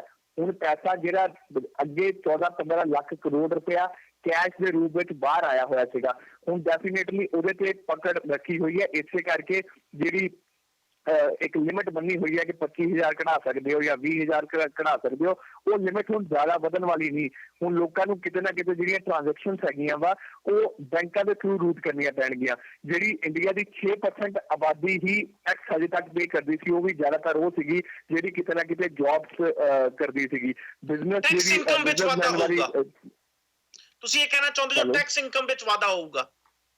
ਡੈਫੀਨੇਟਲੀ 100% ਟੈਕਸ ਇਨਕਮ ਵਿੱਚ ਵਾਧਾ ਹੋਊਗਾ ਜਦੋਂ ਟ੍ਰਾਂਜੈਕਸ਼ਨਸ ਬੈਂਕਾਂ ਦੇ ਥਰੂ ਰੂਟ ਹੋਣਗੀਆਂ। ਹਰ ਬੰਦੇ ਦੀ ਕੋਈ ਨਾ ਕੋਈ ਟ੍ਰਾਂਜੈਕਸ਼ਨ ਆਨਲਾਈਨ ਰੂਟ ਹੋਏਗੀ ਜਾਂ ਬੈਂਕਾਂ ਦੇ ਥਰੂ NEFT, RTGS ਜਾਂ ਹੋਰ ਚੈੱਕਾਂ ਦੇ ਥਰੂ ਵੀ ਰੂਟ ਹੋਏਗੀ ਤੇ ਸਰਕਾਰ ਨੂੰ ਪਤਾ ਹੋਏਗਾ ਕਿਹੜੇ ਬੰਦੇ ਦਾ ਕਿੱਥੋਂ ਬਿਜ਼ਨਸ ਕਿੱਥੇ ਕੀ ਚੱਲ ਰਿਹਾ ਵਾ ਤੇ ਡੈਫੀਨੇਟਲੀ ਟੈਕਸ ਦੇ ਵਿੱਚ ਵਾਧਾ ਹੋਏਗਾ। ਟੈਕਸ ਦੇ ਵਿੱਚ ਜੇ ਵਾਧਾ ਹੁੰਦਾ ਵਾ ਤੇ ਉਹਦਾ ਸਿੱਧਾ ਅਸਰ ਸਾਨੂੰ ਆਮ ਲੋਕਾਂ ਤੇ ਸਧਾਰਨ ਲੋਕਾਂ ਤੇ ਇੰਡੀਆ ਦੀ ਡਿਵੈਲਪਮੈਂਟ ਤੇ ਦੇਖਣ ਨੂੰ ਮਿਲਦਾ ਵਾ। ਇਸ ਤੋਂ ਬਾਅਦ ਜਿਹੜਾ ਅਗਲਾ ਮੋਦੀ ਸਾਹਿਬ ਦਾ ਹੋਰ ਸੋਚਣ ਦਾ ਨਜ਼ਰੀਆ ਵਾ, ਮੈਨੂੰ ਪਰਸਨਲ ਤੌਰ ਤੇ ਲੱਗਦਾ ਕਿ ਇਸ ਤੋਂ ਬਾਅਦ ਜਿਹੜਾ ਟਾਈਮ ਬਹੁਤ ਘੱਟ ਹੈ ਮੇਰੇ ਕੋਲ, ਮੁੱਦੇ ਇੱਕ ਦੋ ਹੋਰ ਵੀ ਨੇ, ਪਲੀਜ਼ ਕੋਸ਼ਿਸ਼ ਕਰੋ ਗੱਲ ਨੂੰ ਛੋਟਾ ਰੱਖ ਸਕੀਏ ਅੱਜ ਆਪਾਂ। ਮਤਲਬ ਜੀ ਬਿਲਕੁਲ ਮੈਂ ਛੋਟੀ ਗੱਲ ਫਿਰ ਇੱਕ ਵਾਰੀ ਬਿਲਕੁਲ ਛੋਟੀ ਰੱਖਦੇ ਹੋਏ ਇਹ ਕਹਾਂਗਾ ਕਿ ਇੰਪਲੀਮੈਂਟੇਸ਼ਨ ਜਿਹੜੀ ਹੋਈ ਹੈ, ਜੇ ਪੈਸਾ ਹਜੇ ਵੀ ਮੋਦੀ ਸਰਕਾਰ ਆਉਣ ਵਾਲੇ 15-20 ਦਿਨ ਵਿੱਚ ਕੰਟਰੋਲ ਨਹੀਂ ਕਰ ਸਕੀ ਤੇ ਗਰੀਬਾਂ ਦਾ ਬਹੁਤ ਬੁਰਾ ਹਾਲ ਪਿੰਡਾਂ ਦੇ ਵਿੱਚ ਹੋ ਚੁੱਕਾ ਵਾ। ਖਾਣ ਨੂੰ ਘਰ 'ਚ ਰੋਟੀ ਨਹੀਂ ਹੈਗੀ, ਦਿਹਾੜੀ ਮਿਲਦੀ ਨਹੀਂ ਪਈ ਹੈਗੀ। ਉੱਥੇ ਮੋਦੀ ਸਾਹਿਬ ਤੇ ਜਿਹੜੀ ਸੈਂਟਰਲ ਗਵਰਨਮੈਂਟ ਆ ਉਹਨੂੰ ਕੰਮ ਕਰਨ ਦੀ ਲੋੜ ਹੈਗੀ ਹੈ। ਉੱਥੇ ਕੰਮ ਕਰਦੇ ਆ ਉਹ ਲੋਕਾਂ ਨੂੰ ਜੇ ਭਰ ਪੇਟ ਰੋਟੀ ਮਿਲ ਸਕਦੀ ਹੈ ਤਾਂ ਮੈਂ ਕਹਾਂਗਾ ਕਿ ਇਹ ਡਿਸੀਜ਼ਨ ਬਿਲਕੁਲ ਸਹੀ ਹੈਗਾ ਵਾ, ਸਹੀ ਇੰਪਲੀਮੈਂਟੇਸ਼ਨ ਹੋਈ ਹੈ। ਪਰ ਜੇ ਆਉਣ ਵਾਲੇ ਕੁਝ ਦਿਨਾਂ ਦੇ ਵਿੱਚ ਉਹ ਕੰਟਰੋਲ ਨਾ ਕੀਤਾ ਗਿਆ ਤੇ ਡੈਫੀਨੇਟਲੀ ਸਿਚੁਏਸ਼ਨ ਖਰਾਬ ਹੋ ਸਕਦੀ ਹੈ। Thank you Dilraj Singh ji. ਮੇਰੇ ਨਾਲ ਕਾਲਰ ਜੁੜ ਚੁੱਕੇ ਨੇ। ਸਤਿ ਸ਼੍ਰੀ ਅਕਾਲ ਜੀ। ਲਾਸਟ 4 ਨੰਬਰ ਨੇ 7141। ਹੈਲੋ ਸਤਿ ਸ਼੍ਰੀ ਅਕਾਲ ਜੀ, ਟਾਂਡੀ ਮੰਗਤਾ ਬੋਲਦਾ ਵੈਨਕੂਵਰ ਤੋਂ। ਹਾਂਜੀ ਸਰ, ਕੀ ਕਹਿਣਾ ਚਾਹੋਗੇ? ਵਧੀਆ ਤੁਹਾਡਾ ਇਹ ਮੁੱਦਾ ਮੋਦੀ ਵਾਲਾ। ਮੈਨੂੰ ਜਿਹੜਾ ਇਹ ਲੱਗਦਾ ਨਾ, ਮੈਂ ਇੱਥੇ ਵੀ ਵਿਚਾਰ ਰੱਖਿਆ ਲੋਕਾਂ ਦੇ ਸਾਹਮਣੇ, ਜਿੱਦਾਂ ਮੁਹੰਮਦ ਤੁਗਲਕ ਹੋਇਆ, ਜਿੱਦਾਂ ਕਹਿ ਲਓ 27 ਸਾਲ ਬਰੇ ਉਹਦਾ ਰਾਜ ਹੋਇਆ, ਉਹਨੇ 1329 ਦੇ ਵਿੱਚ ਫੈਸਲੇ 2 ਕੀਤੇ ਸੀਗੇ ਬਹੁਤ ਗਲਤ। ਉਹਨੇ ਨਵੀਂ ਦਿੱਲੀ ਵਿਖਾਈ ਸੀਗੀ ਤੇ ਲੋਕਾਂ ਨੂੰ ਨਾ ਤੁਰਨ ਲਾਤਾ ਸੀਗਾ ਉਹਨੇ। ਤੇ ਉਹਨਾਂ ਦਿਨਾਂ ਦੇ ਵਿੱਚ ਇੰਨਾ ਹੈ ਨਹੀਂ ਸੀਗਾ ਬਈ ਤੁਰ ਫਿਰ ਕੇ ਤਾਂ ਗੱਡੀਆਂ ਮੋਟਰਾਂ ਦਾ ਟਾਈਮ ਨਹੀਂ ਸੀਗਾ, ਲੋਕ ਤੁਰ ਕੇ ਹੀ ਸਫ਼ਰ ਕਰਦੇ ਸੀ ਤੇ ਉਹ ਤੁਰ ਕੇ ਸਫ਼ਰ ਦੇ ਵਿੱਚ ਮੌਤਾਂ ਹੋ ਗਈਆਂ ਸੀ। ਉਹ ਮੇਲ ਖਾਂਦਾ ਮੋਦੀ ਦਾ ਫੈਸਲਾ, ਜਿੱਦਾਂ ਕਹਿ ਲਓ ਵੀ ਹੁਣ ਵੀ ਮੌਤਾਂ ਹੋਈਆਂ। ਤੇ ਦੂਜਾ ਨੰਬਰ ਉਹਨੇ ਜਿਹੜੇ ਨਾ ਸੋਨੇ ਦੇ ਸਿੱਕੇ ਬੰਦ ਕਰਕੇ ਉਹਨਾਂ ਦਿਨਾਂ ਦੇ ਵਿੱਚ ਤੇ ਚਾਂਦੀ ਦੇ ਇੱਥੇ ਤਾਂ ਆਪਣੇ ਖਰਚ ਤਾਂਬੇ ਦੇ ਤਾਂ ਕਾਂਸੀ ਦੇ ਸ਼ੁਰੂ ਕਰ ਦਿੱਤੇ ਤੇ ਚਮੜੇ ਦੇ ਵੀ ਕੀਤੇ ਤੇ ਸੋਨੇ ਦੇ ਸਿੱਕੇ ਬੰਦ ਕਰਕੇ ਵਪਾਰ ਘਟ ਗਿਆ। ਤਾਂ ਉਹ ਇਸ ਕਰਕੇ ਮੈਨੂੰ ਤੁਗਲਕ। ਹਾਂਜੀ ਸਰ, ਸ਼ਾਇਦ ਉਹਨਾਂ ਦੀ ਲਾਈਨ ਕੱਟੀ ਗਈ ਆ। ਮੈਂ ਚਾਹੂੰਗਾ ਸਬਦੀਸ਼ ਜੀ ਜਾਂ ਅਜੀਤ ਜੀ ਤੁਸੀਂ ਕਮੈਂਟ ਕਰੋ, ਪਰ ਪਲੀਜ਼ ਮੈਂ ਚਾਹੂੰਗਾ ਕਿ ਆਪਣੇ ਕਮੈਂਟ ਬਹੁਤ ਛੋਟੇ ਰੱਖਿਓ, ਸਮਾਂ 2 ਮਿੰਟ ਤੋਂ ਜ਼ਿਆਦਾ ਨਾ ਲਿਓ। ਮੈਂ ਵਾਪਸ ਤਲਵੰਡੀ ਸਾਬੋ ਤੋਂ ਜੋ ਆਪ ਸਾਡੇ ਰਿਪੋਰਟਰ ਨੇ ਮੇਰਾ ਖਿਆਲ ਹੈ ਮੇਰੀ ਗੱਲ ਛੋਟੀ ਵੀ ਰਹੇਗੀ ਤੇ ਧਿਆਨ ਨਾਲ ਵੀ ਸੁਣੀ ਜਾਏਗੀ, ਇਹ ਵਿੱਚੋਂ ਕੋਈ ਰੋਕੇਗਾ ਨਹੀਂ, ਹੋਰ ਵੀ ਛੋਟੀ ਹੋ ਜਾਏਗੀ। ਵੇਖੋ ਇੱਕ ਗੱਲ ਬਹੁਤ ਕਲੀਅਰ ਹੈ ਕਿ 9 ਨਵੰਬਰ ਤੋਂ ਲੈ ਕੇ ਅੱਜ ਤੱਕ ਆਪਣੇ ਸਾਰੇ ਜਾਣੇ ਜਿੰਨੇ ਆਪਾਂ ਬਹਿਸ ਕਰ ਰਹੇ ਹਾਂ, ਸ਼ਾਇਦ ਹੀ ਕਿਸੇ ਨੇ ਕਿਹਾ ਹੋਵੇ ਕਿ ਨੋਟਬੰਦੀ ਨਹੀਂ ਸੀ ਹੋਣੀ ਚਾਹੀਦੀ। ਸਾਰਿਆਂ ਨੇ ਇਹਨੂੰ ਕਿਸੇ ਵੀ ਤਰੀਕੇ ਨਾਲ ਰੱਦ ਨਹੀਂ ਕੀਤਾ। ਸਿਰਫ ਤੇ ਸਿਰਫ ਰੌਲਾ ਇੱਕੋ ਗੱਲ ਦੇ ਉੱਤੇ ਪੈਂਦਾ ਰਿਹਾ ਕਿ ਕਿਸ ਅੰਦਾਜ਼ ਦੇ ਵਿੱਚ ਹੋਈ ਆ, ਇੱਦਾਂ ਹੋਣੀ ਚਾਹੀਦੀ ਸੀ ਕਿ ਇਹ ਕਿਸੇ ਹੋਰ ਤਰੀਕੇ ਨਾਲ ਹੋ ਸਕਦੀ ਹੈ। ਇਹਦੇ ਉੱਤੇ ਬਹਿਸ ਹੁੰਦੀ ਰਹੀ ਆ, ਅੱਗੇ ਵੀ ਫਰਦਰ ਵੀ ਹੋ ਸਕਦੀ ਹੈ। ਪਰ ਅਸੀਂ ਇਹ ਨਾ ਕਹੀਏ ਕਿ ਕਿਸੇ ਨੇ ਨੋਟਬੰਦੀ ਦੇ ਹੱਕ ਦੇ ਵਿੱਚ ਤੇ ਵਿਰੋਧ ਦੇ ਵਿੱਚ ਕੋਈ ਸਟੈਂਡ ਲਿਆ ਸੀ। ਆਪਣੇ ਤੋਂ ਸ਼ਾਇਦ ਕਿਸੇ ਨੇ ਵੀ ਏਦਾਂ ਨਹੀਂ ਕੀਤਾ। ਸਾਡੇ ਦੇਸ਼ ਦੇ ਵਿੱਚ ਅਰਵਿੰਦ ਕੇਜਰੀਵਾਲ ਤੇ ਮਮਤਾ ਬੈਨਰਜੀ ਤੋਂ ਬਿਨਾਂ ਨੋਟਬੰਦੀ ਨੂੰ ਪੂਰੀ ਤਰ੍ਹਾਂ ਰੱਦ ਕਰਨ ਦੇ ਸ਼ਾਇਦ ਕੋਈ ਵੀ ਹੱਕ ਦੇ ਵਿੱਚ ਨਹੀਂ ਹੈ। ਪਰ ਜਿਹੜੇ ਹਾਲਾਤ ਬਦਲਦੇ ਜਾ ਰਹੇ ਨੇ ਉਹਨਾਂ ਦੇ ਵਿੱਚ RSS ਨਾਲ ਜੁੜੇ ਇੱਕ ਬਹੁਤ ਸੀਨੀਅਰ ਪੱਤਰਕਾਰ ਨੇ ਇਹ ਕਿਹਾ ਵਾ ਕਿ ਨਰਿੰਦਰ ਮੋਦੀ ਦੀ ਇਹ ਮੂਵ ਜਿਸ ਤਰੀਕੇ ਦੇ ਨਾਲ ਲਿਆਂਦੀ ਗਈ ਹੈ, ਨਰਿੰਦਰ ਮੋਦੀ ਮੁਗਲਿਆ ਰਾਜ ਦਾ ਬਹਾਦਰ ਸ਼ਾਹ ਜ਼ਫਰ ਬਣਨ ਜਾ ਰਿਹਾ। ਤੁਹਾਨੂੰ ਪਤਾ ਹੈ ਬਹਾਦਰ ਸ਼ਾਹ ਜ਼ਫਰ ਤੋਂ ਬਾਅਦ ਮੁਗਲ ਰਾਜ ਦਾ 100% ਅੰਤ ਹੋ ਗਿਆ ਸੀ। ਉਹਦੇ ਮੁਤਾਬਕ ਇਹ ਭਾਰਤੀ ਜਨਤਾ ਪਾਰਟੀ ਦੇ ਲਈ ਬਹਾਦਰ ਸ਼ਾਹ ਜ਼ਫਰ ਬਣਨ ਜਾ ਰਹੇ ਨੇ ਔਰ ਇਹਨਾਂ ਦਾ ਰਾਜ ਖਤਮ ਹੋ ਜਾਏਗਾ। ਹਿੰਦੂ ਮਹਾਸਭਾ ਨੇ ਤਾਂ ਇਹਨੂੰ ਇੱਥੋਂ ਤੱਕ ਕਹਿ ਦਿੱਤਾ ਕਿ ਇਹ ਹਿੰਦੂ ਵਿਰੋਧੀ ਫੈਸਲਾ ਵਾ, ਹਿੰਦੂਆਂ ਨੂੰ ਪਰੇਸ਼ਾਨ ਕਰਨ ਲਈ ਮੋਦੀ ਨੇ ਇਸ ਤਰ੍ਹਾਂ ਦੀ ਮੂਵ ਲਿਆਂਦੀ। ਪਰ ਮੈਂ ਇਦਾਂ ਦੀ ਗੱਲ ਨਾਲ ਐਗਰੀ ਨਹੀਂ ਕਰਦਾ ਕਿ ਸੱਚਮੁੱਚ ਇਹ ਬਹਾਦਰ ਸ਼ਾਹ ਜ਼ਫਰ ਦੀ ਤੌਰ ਦੇ ਉੱਤੇ ਬੀਜੇਪੀ ਲਈ ਉਹ ਬਣ ਜਾਣਗੇ। ਬੀਜੇਪੀ ਦੀ ਤਾਕਤ ਬਹੁਤ ਹੈ ਦੇਸ਼ ਦੇ ਵਿੱਚ, ਸਟਿਲ ਵੀ ਬਹੁਤ ਹੈ। ਮੈਨੂੰ ਨਹੀਂ ਪਤਾ ਚੋਣਾਂ ਦੇ ਵਿੱਚ ਉਹ ਜਿੱਤਣਗੇ ਕਿ ਨਹੀਂ, ਪਰ ਐਦਾਂ ਦੀ ਕੋਈ ਪੋਜੀਸ਼ਨ ਨਹੀਂ ਕਿ ਬੀਜੇਪੀ ਜਿਹੜੀ ਆ ਉਹ ਬਿਲਕੁਲ ਮੁਗਲਿਆ ਰਾਜ ਵਾਂਗੂ ਖਾਤਮੇ ਦੇ ਰਾਹ ਦੇ ਉੱਤੇ ਚਲੇ ਜਾਵੇਗੀ। ਮੈਂ RSS ਦੀ ਕਹੀ ਹੋਈ ਵੀ ਇਸ ਗੱਲ ਨਾਲ ਐਗਰੀ ਨਹੀਂ ਕਰਦਾ। ਹਾਲਾਂਕਿ ਜੇ RSS ਨਾਲ ਜੁੜੇ ਲੋਕ ਇਹ ਗੱਲ ਕਰਨ ਤਾਂ ਮੈਨੂੰ ਸਵਾਗਤ ਕਰਨਾ ਚਾਹੀਦਾ, ਪਰ ਮੈਂ ਦੇਸ਼ ਦੇ ਹਾਲਾਤ ਦੇ ਅਕੋਰਡਿੰਗ ਇਸ ਗੱਲ ਨੂੰ ਬਹੁਤਾ ਜਸਟੀਫਾਈ ਨਹੀਂ ਕਰਨਾ ਪਸੰਦ ਕਰਾਂਗਾ, ਚਾਹੇ ਉਹ ਮੋਦੀ ਦੇ ਖਿਲਾਫ ਹੀ ਜਾਂਦੀ ਹੋਵੇ, ਜਿਨ੍ਹਾਂ ਦੇ ਮੈਂ ਅਕਸਰ ਖਿਲਾਫ ਹਾਂ। ਮੈਂ ਅਗਲੀ ਗੱਲ ਇਹ ਕਰਨੀ ਚਾਹੁੰਦਾ ਕਿ ਦੇਸ਼ ਦੇ ਵਿੱਚ ਜਿਹੜੀ ਰੌਲੇ ਚੱਲ ਰਹੇ ਨੇ, ਜਦੋਂ ਮੋਦੀ ਸਾਹਿਬ ਨੇ ਇੱਕ ਭਾਸ਼ਣ ਦਿੱਤਾ ਸੀ ਕਿ ਮੈਂ ਜਿਨ੍ਹਾਂ ਨੂੰ ਤਿਆਰੀ ਨਹੀਂ ਕਰਨ ਦਾ ਮੌਕਾ ਦਿੱਤਾ ਉਹ ਹੁਣ ਬਹੁਤ ਰੌਲੀ ਪਾ ਰਹੇ ਨੇ, ਉਦੋਂ ਇਹ ਮੂਵ ਆਈ ਸੀ ਕਿ ਮੋਦੀ ਸਾਹਿਬ ਨੂੰ ਪਾਰਲੀਮੈਂਟ ਦੇ ਵਿੱਚ ਆ ਕੇ ਮਾਫੀ ਮੰਗਣੀ ਚਾਹੀਦੀ ਆ। ਪਰ ਉਹ ਮੂਵ ਚੱਲਣ ਤੋਂ ਬਾਅਦ ਜਿਹੜੀ ਅੱਜ ਦੀ ਤਰੀਕ ਦੇ ਵਿੱਚ ਔਰ ਕਾਫੀ ਦਿਨਾਂ ਤੋਂ ਬਹਿਸ ਹੋ ਰਹੀ ਆ, ਉਹ ਇਸ ਗੱਲ ਲਈ ਨਹੀਂ ਹੋ ਰਹੀ, ਇਸ ਗੱਲ ਲਈ ਪਾਰਲੀਮੈਂਟ ਦੀਆਂ ਕਾਰਵਾਈਆਂ ਨਹੀਂ ਰੁਕੀਆਂ ਹੋਈਆਂ ਕਿ ਮੋਦੀ ਸਾਹਿਬ ਮਾਫੀ ਮੰਗਦੇ ਨੇ ਕਿ ਨਹੀਂ ਮੰਗਦੇ। ਅੱਜ ਦੀ ਤਰੀਕ ਦੇ ਵਿੱਚ ਇਸ ਗੱਲ ਦੇ ਉੱਤੇ ਬ੍ਰੇਕ ਲੱਗੀ ਹੋਈ ਹੈ ਕਿ ਕਿਸ ਵਿਧਾਨ ਦੇ ਕਿਸ ਨੁਕਤੇ ਦੇ ਆਧਾਰ ਦੇ ਉੱਤੇ ਬਹਿਸ ਹੋਵੇ। ਆਪੋਜੀਸ਼ਨ ਦੀ ਡਿਮਾਂਡ ਇਹ ਹੈ ਕਿ ਉਸ ਨੁਕਤੇ ਦੇ ਆਧਾਰ ਦੇ ਉੱਤੇ ਬਹਿਸ ਹੋਵੇ ਜਿਹਦੇ ਵਿੱਚ ਬਾਅਦ ਦੇ ਵਿੱਚ VOTING ਹੋ ਸਕਦੀ ਆ। ਸਰਕਾਰ ਇਸ ਗੱਲ ਦੇ ਉੱਤੇ ਅੜੀ ਹੋਈ ਆ ਕਿ ਅਸੀਂ ਉਸ ਸੰਵਿਧਾਨਕ ਵਿਵਸਥਾ ਦੇ ਤਹਿਤ ਬਹਿਸ ਕਰਵਾਉਣੀ ਚਾਹੁੰਦੇ ਹਾਂ ਜਿਹਦੇ ਵਿੱਚ VOTING ਦੀ ਵਿਵਸਥਾ ਨਹੀਂ ਹੈ। ਇਹਨਾਂ ਦੋ ਗੱਲਾਂ ਨੂੰ ਲੈ ਕੇ ਬਹਿਸ ਚੱਲ ਰਹੀ ਆ ਔਰ ਸਭ ਤੋਂ ਸੀਨੀਅਰ ਨੇਤਾ ਜਿਹੜੇ ਭਾਰਤੀ ਜਨਤਾ ਪਾਰਟੀ ਦੇ ਨੇ ਉਹਨਾਂ ਨੇ ਸਰਕਾਰ ਵੱਲ ਉਂਗਲ ਕਰਕੇ ਬਾਏ ਨੇਮ ਅਨੰਤ ਕੁਮਾਰ ਦਾ ਨਾਂ ਲੈ ਕੇ, ਸਪੀਕਰ ਦਾ ਨਾਂ ਲੈ ਕੇ ਇਹ ਕਿਹਾ ਵਾ ਕਿ ਤੁਸੀਂ ਦੋ ਲੋਕ ਹੋ ਜਿਹੜੇ ਲੋਕ ਪਾਰਲੀਮੈਂਟ ਨੂੰ ਸਹੀ ਤਰੀਕੇ ਦੇ ਨਾਲ ਚੱਲਣ ਦੇ ਵਿੱਚ ਬਹੁਤ ਵੱਡੀ ਰੁਕਾਵਟ ਖੜੀ ਕਰ ਰਹੇ ਹੋ, ਕਿਉਂਕਿ ਤੁਸੀਂ ਆਪੋਜੀਸ਼ਨ ਦੀਆਂ ਕਈਆਂ ਹੋਈਆਂ ਗੱਲਾਂ ਵੱਲ ਧਿਆਨ ਨਹੀਂ ਦੇ ਰਹੇ। ਔਰ ਲਾਲ ਕ੍ਰਿਸ਼ਨ ਅਡਵਾਨੀ ਨੇ ਇੱਥੋਂ ਤੱਕ ਵੀ ਕਹਿ ਦਿੱਤਾ ਕਿ ਉਹ ਜਨਤਕ ਤੌਰ ਤੇ ਵੀ ਇਹਦੇ ਖਿਲਾਫ ਜਾ ਕੇ ਆਪਣੀ ਬਿਆਨਬਾਜ਼ੀ ਕਰ ਸਕਦੇ ਨੇ, ਪਾਰਲੀਮੈਂਟ ਤੋਂ ਬਾਹਰ ਜਾ ਕੇ ਵੀ। ਇਹ ਆਪਣੇ ਆਪ ਦੇ ਵਿੱਚ ਸਾਡੇ ਲਈ ਨੋਟ ਕਰਨ ਵਾਲਾ ਨੁਕਤਾ ਵਾ। ਕੋਈ ਇਹਦਾ ਸਮਰਥਨ ਕਰੇ, ਕੋਈ ਇਹਦਾ ਵਿਰੋਧ ਕਰੇ, ਉਹ ਇੱਕ ਅਲੱਗ ਚੀਜ਼ ਹੈ। ਜਿੱਥੋਂ ਤੱਕ ਮੇਰੀ ਸਮਝਦਾਰੀ ਹੈ ਕਿ ਭਾਰਤ ਸਰਕਾਰ ਇਸ ਕਰਕੇ ਡਿਲੇ ਕਰਨਾ ਚਾਹੁੰਦੀ ਸੀ ਇਸ ਬਹਿਸ ਨੂੰ ਕਾਫੀ ਸਾਲਾਂ ਤੋਂ, ਕਾਫੀ ਦੇਰ ਤੋਂ, ਕਿ ਨਰਿੰਦਰ ਮੋਦੀ ਦੇ ਪਾਰਲੀਮੈਂਟ ਦੇ ਵਿੱਚ ਬਿਆਨ ਦੇਣ ਤੋਂ ਪਹਿਲਾਂ ਹਾਲਾਤ ਕੰਟਰੋਲ ਦੇ ਵਿੱਚ ਹੋ ਜਾਣ। ਤੇ ਆਪੋਜੀਸ਼ਨ ਦੀ ਇੱਛਾ ਇਹ ਸੀ ਕਿ ਹਾਲਾਤ ਜਦੋਂ ਖਰਾਬ ਨੇ ਉਦੋਂ ਹੀ ਨਰਿੰਦਰ ਮੋਦੀ ਇਸ ਗੱਲ ਬਾਰੇ ਆਪਣਾ ਬਿਆਨ ਦੇਣ ਤਾਂ ਕਿ ਉਹਨਾਂ ਨੂੰ ਵੱਧ ਤੋਂ ਵੱਧ ਅਟੈਕ ਕਰਨ ਦਾ ਮੌਕਾ ਮਿਲ ਸਕੇ। ਬਦਕਿਸਮਤੀ ਨਾਲ ਹਾਲਾਤ ਸੁਧਰ ਨਹੀਂ ਸਕੇ ਔਰ ਨਰਿੰਦਰ ਮੋਦੀ 1 ਮਹੀਨੇ ਬਾਅਦ ਵੀ ਪਾਰਲੀਮੈਂਟ ਵਿੱਚ ਖੜੇ ਹੋ ਕੇ ਬਿਆਨ ਨਹੀਂ ਦੇ ਸਕੇ। ਬਾਹਰ ਉਹਨਾਂ ਨੇ ਚਾਹੇ ਜਿੰਨੇ ਮਰਜ਼ੀ ਦਿਲਚਸਪ ਤੇ ਜਿੰਨੇ ਮਰਜ਼ੀ ਸੋਹਣੇ ਬਿਆਨ ਦਿੱਤੇ ਹੋਣ, ਇਹਦੇ ਵਿੱਚੋਂ ਇੱਕ ਗੱਲ ਤਾਂ ਸਾਬਤ ਹੋਊਗੀ ਕਿ ਆਪੋਜੀਸ਼ਨ ਤੇ ਦੇਸ਼ ਦੀ ਜਿਹੜੀ ਸਰਕਾਰ ਚਲਾ ਰਹੀ ਧਿਰ ਹੈ ਉਹਦੀ ਰਾਏ ਜੋ ਮਰਜ਼ੀ ਹੋਵੇ ਬਹਿਸ ਨੂੰ ਬ੍ਰੇਕ ਕਰੀ ਰੱਖਣ ਦੀ। ਪਰ ਰਿਐਲਿਟੀ ਇਹੀ ਹੈ ਕਿ ਦੇਸ਼ ਦੇ ਲੋਕਾਂ ਨੂੰ ਇਹ ਵੀ ਪਤਾ ਹੈ ਕਿ ਇਹਦੇ ਵਿੱਚੋਂ ਕੁਝ ਨਿਕਲਣ ਜਾ ਰਿਹਾ ਔਰ ਦੇਸ਼ ਦੇ ਲੋਕ ਮੈਨੂੰ ਲੱਗਦਾ ਆਉਣ ਵਾਲੇ ਦਿਨਾਂ ਦੇ ਵਿੱਚ, ਜੇ ਕੱਲ ਤੱਕ ਆਪੋਜੀਸ਼ਨ ਦੇ ਖਿਲਾਫ ਬੋਲਦੇ ਸੀ, ਮੋਦੀ ਦੇ ਹੱਕ 'ਚ ਬੋਲਦੇ ਸੀ, ਹੁਣ ਕਹਾਣੀ ਇਹਦੇ ਉਲਟ ਵਾਪਰ ਸਕਦੀ ਹੈ। ਔਰ ਉਲਟ ਵਾਪਰਨ ਨਾਲ ਵੀ ਇਹਦਾ ਅਰਥ ਇਹ ਨਹੀਂ ਹੋ ਜਾਣਾ ਕਿ ਕਰਪਸ਼ਨ ਨਹੀਂ ਹੋਣੀ ਚਾਹੀਦੀ, ਕਾਲਾ ਧਨ ਨਹੀਂ ਬਾਹਰ ਹੋਣਾ ਚਾਹੀਦਾ। ਇਹ ਗੱਲਾਂ ਲੋਕਾਂ ਦੀਆਂ ਜ਼ਰੂਰ ਰਹਿਣਗੀਆਂ, ਪਰ ਜਿਸ ਤਰੀਕੇ ਨਾਲ ਇਹ ਫੈਸਲਾ ਕੀਤਾ ਗਿਆ ਇਹ ਸੱਚਮੁੱਚ ਜਿਹੜਾ ਵਾ ਉਹ ਤੁਗਲਕੀ ਕਿਸਮ ਦਾ ਫੈਸਲਾ ਹੀ ਇਹਨੂੰ ਕਹਿਣਾ ਚਾਹੀਦਾ ਔਰ ਮੈਂ ਆਪਣੀ ਗੱਲ ਇੱਥੇ ਖਤਮ ਕਰਦਾ। ਮੇਰਾ ਖਿਆਲ ਗੱਲ ਮੇਰੀ ਹੁਣ ਵੀ ਕਾਫੀ ਲੰਬੀ ਹੋ ਗਈ, ਇਸ ਤੋਂ ਛੋਟੀ ਰਹਿ ਜਾਂਦੀ ਤੇ ਜ਼ਿਆਦਾ ਚੰਗਾ ਸੀ। ਇੱਕ ਮੁੱਦਾ ਜ਼ਰੂਰ ਹੈ ਜਿਹਦੇ ਵੱਲ ਮੈਂ ਧਿਆਨ ਸਭ ਦਾ ਜ਼ਰੂਰ ਲੈ ਕੇ ਦੇਣਾ ਚਾਹੂੰਗਾ। 70-80 ਲੋਕਾਂ ਦੀ ਨੋਟਬੰਦੀ ਤੇ ਬਾਅਦ ਬੈਂਕਾਂ ਦੀ ਲਾਈਨਾਂ 'ਚ ਲੱਗਿਆਂ ਦੀ ਮੌਤ ਹੋ ਗਈ। ਜੇ ਦੇਖਿਆ ਜਾਵੇ ਬੀਜੇਪੀ ਉਹਦੀ ਭਾਈਵਾਲ ਪਾਰਟੀਆਂ ਇਹਦੇ ਉੱਤੇ ਵੀ ਇਤਰਾਜ਼ ਜਗਾ ਰਹੀਆਂ ਕਿ ਉਹਨਾਂ ਦੀ ਮੌਤ ਕਿੱਦਾਂ ਹੋਈ ਹੈ ਤੇ ਇਨਕੁਆਇਰੀ ਹੋਣੀ ਚਾਹੀਦੀ ਹੈ। ਪਰ ਇੱਕ ਸੱਚ ਆ ਕਿ ਕਿਤੇ ਨਾ ਕਿਤੇ ਬੈਂਕਾਂ ਦੀ ਲਾਈਨਾਂ 'ਚ ਜੇ ਇਹ ਲੋਕਾਂ ਦੀ ਲੱਗਿਆਂ ਦੀ ਮੌਤ ਹੋਈ ਆ ਤੇ ਨੋਟਬੰਦੀ ਨਾਲ ਜੋੜ ਕੇ ਇਹਨੂੰ ਜ਼ਰੂਰ ਵੇਖਿਆ ਜਾਣਾ ਚਾਹੀਦਾ ਵਾ। ਦਿਲਰਾਜ ਸਿੰਘ ਜੀ ਜੇ ਮੰਨੀਏ ਤੇ ਕੁਝ ਫਾਇਦੇ ਹੈ ਜੋ ਆਉਣ ਵਾਲੇ ਫਿਊਚਰ 'ਚ ਹੋ ਸਕਦੇ ਆ, ਪਰ ਇਹ 70-80 ਲੋਕਾਂ ਦੀ ਮੌਤ ਦਾ ਜ਼ਿੰਮੇਵਾਰ ਕੀ ਭਾਰਤ ਸਰਕਾਰ ਜਾਂ ਭਾਰਤ ਦੇ ਪ੍ਰਧਾਨ ਮੰਤਰੀ ਨਰਿੰਦਰ ਮੋਦੀ ਨੂੰ ਮੰਨਿਆ ਜਾਊਗਾ? ਅਜੀਤ ਸਿੰਘ ਜੀ ਦੇਖੋ, ਜਿਹੜਾ ਇਸ ਤਰ੍ਹਾਂ ਮੌਤ ਹੋਣੀ ਹੈ ਇਹ ਦੁਖਦਾਈ ਗੱਲ ਹੈ। ਇਹਦੇ ਬਾਰੇ ਤਾਂ ਕੋਈ ਦੋ ਰਾਵਾਂ ਨਹੀਂ ਹੋ ਸਕਦੀਆਂ ਹੈਗੀਆਂ। ਲੋਕਾਂ ਨੂੰ ਮੁਸ਼ਕਲ ਹੋਈ, ਲੋਕਾਂ ਨੂੰ ਮਜਬੂਰੀ 'ਚ ਲਾਈਨਾਂ ਖੜਨੇ ਗਈਆਂ। ਕਈਆਂ ਦੀ ਸਿਹਤ ਇਸ ਚੀਜ਼ ਦੀ ਇਜਾਜ਼ਤ ਨਹੀਂ ਦੇ ਸਕਦੀ ਸੀ ਕਿ ਉਹ ਇੰਨਾ ਸਟ੍ਰੈਸ ਤੇ ਜਿਹੜਾ ਐਗਜ਼ੌਸਸ਼ਨ ਹੈ ਉਹ ਝੱਲ ਸਕਦੇ ਹੋਣ, ਤਾਂ ਉਹਦੇ ਵਿੱਚ ਉਹਨਾਂ ਲੋਕਾਂ ਦੀ ਮੌਤ ਜ਼ਰੂਰ ਹੋ ਗਈ। ਤੇ ਇਹ ਕੋਈ ਇਹੋ ਜਿਹੀ ਗੱਲ ਨਹੀਂ ਹੈਗੀ ਕਿ ਜਿਹਨੂੰ ਅੱਖੋਂ ਪਰੋਖੇ ਕਰਨਾ ਚਾਹੀਦਾ। ਜ਼ਰੂਰ ਮੈਂ ਤਾਂ ਇਹ ਵੀ ਆਖਾਂਗਾ ਕਿ ਉਹਨਾਂ ਲੋਕਾਂ ਨੂੰ ਕੁਛ ਨਾ ਕੁਛ ਰਾਹਤ ਉਹਨਾਂ ਦੇ ਪਰਿਵਾਰਾਂ ਨੂੰ ਮਿਲਣੀ ਚਾਹੀਦੀ ਹੈ।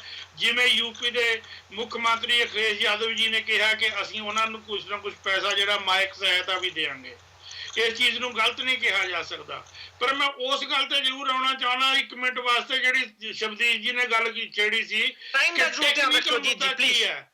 ਟੈਕਨੀਕਲ ਮੁੱਦਾ ਪਾਰਲੀਮੈਂਟ ਦੇ ਵਿੱਚ ਇਹ ਹੈ ਕਿ ਆਪੋਜੀਸ਼ਨ ਇਸ ਕਰਕੇ ਉਹਨੂੰ VOTING ਦੇ ਤਰੀਕੇ ਦੇ ਨਾਲ ਕਰਨਾ ਲਿਆਉਣਾ ਚਾਹੁੰਦੀ ਹੈ ਕਿਉਂਕਿ ਇਹ ਇੱਕ ਐਗਜ਼ੈਕਟਿਵ ਡਿਸੀਜਨ ਸੀ ਕੈਬਨਿਟ ਦਾ ਤੇ ਪ੍ਰਧਾਨ ਮੰਤਰੀ ਦਾ। ਜੇ ਇਹਨੂੰ ਤੁਸੀਂ VOTING ਦੇ ਆਧਾਰ ਤੇ ਡਿਸਕਸ਼ਨ ਕਰਦੇ ਹੋ, ਬਾਅਦ ਵਿੱਚ VOTING ਹੁੰਦੀ ਹੈ, ਇਹ ਸਪਸ਼ਟ ਗੱਲ ਹੈ ਕਿ ਰਾਜ ਸਭਾ ਦੇ ਵਿੱਚ ਸਰਕਾਰ ਜਿਹੜੀ ਹੈਗੀ ਉਹ ਮਾਈਨੋਰਿਟੀ ਵਿੱਚ ਹੈ, ਉੱਥੇ ਉਹ ਚੀਜ਼ ਗਿਰ ਜਾਏਗੀ ਤੇ ਉਹ ਚੀਜ਼ ਦੇ ਨਾਲ ਸਰਕਾਰ ਤੇ ਇਹ ਦਬਾਅ ਬਣੇਗਾ ਕਿ ਤੁਸੀਂ ਇਸ ਫੈਸਲੇ ਨੂੰ ਵਾਪਸ ਲਿਓ। ਸਰਕਾਰ ਟੈਕਨੀਕਲ ਰੀਜ਼ਨ ਕਰਕੇ ਉਹਨੂੰ VOTING ਦੇ ਆਧਾਰ ਤੇ ਨਹੀਂ ਲੈ ਕੇ ਆਉਣੀ ਚਾਹੁੰਦੀ ਰਾਜ ਸਭਾ ਦੇ ਵਿੱਚ, ਤੇ ਆਪੋਜੀਸ਼ਨ ਜਿਹੜੀ ਹੈਗੀ ਸਰਕਾਰ ਨੂੰ ਐਮਬੈਰਸ ਕਰਕੇ ਲਿਆਉਣੀ ਚਾਹੁੰਦੀ ਹੈ।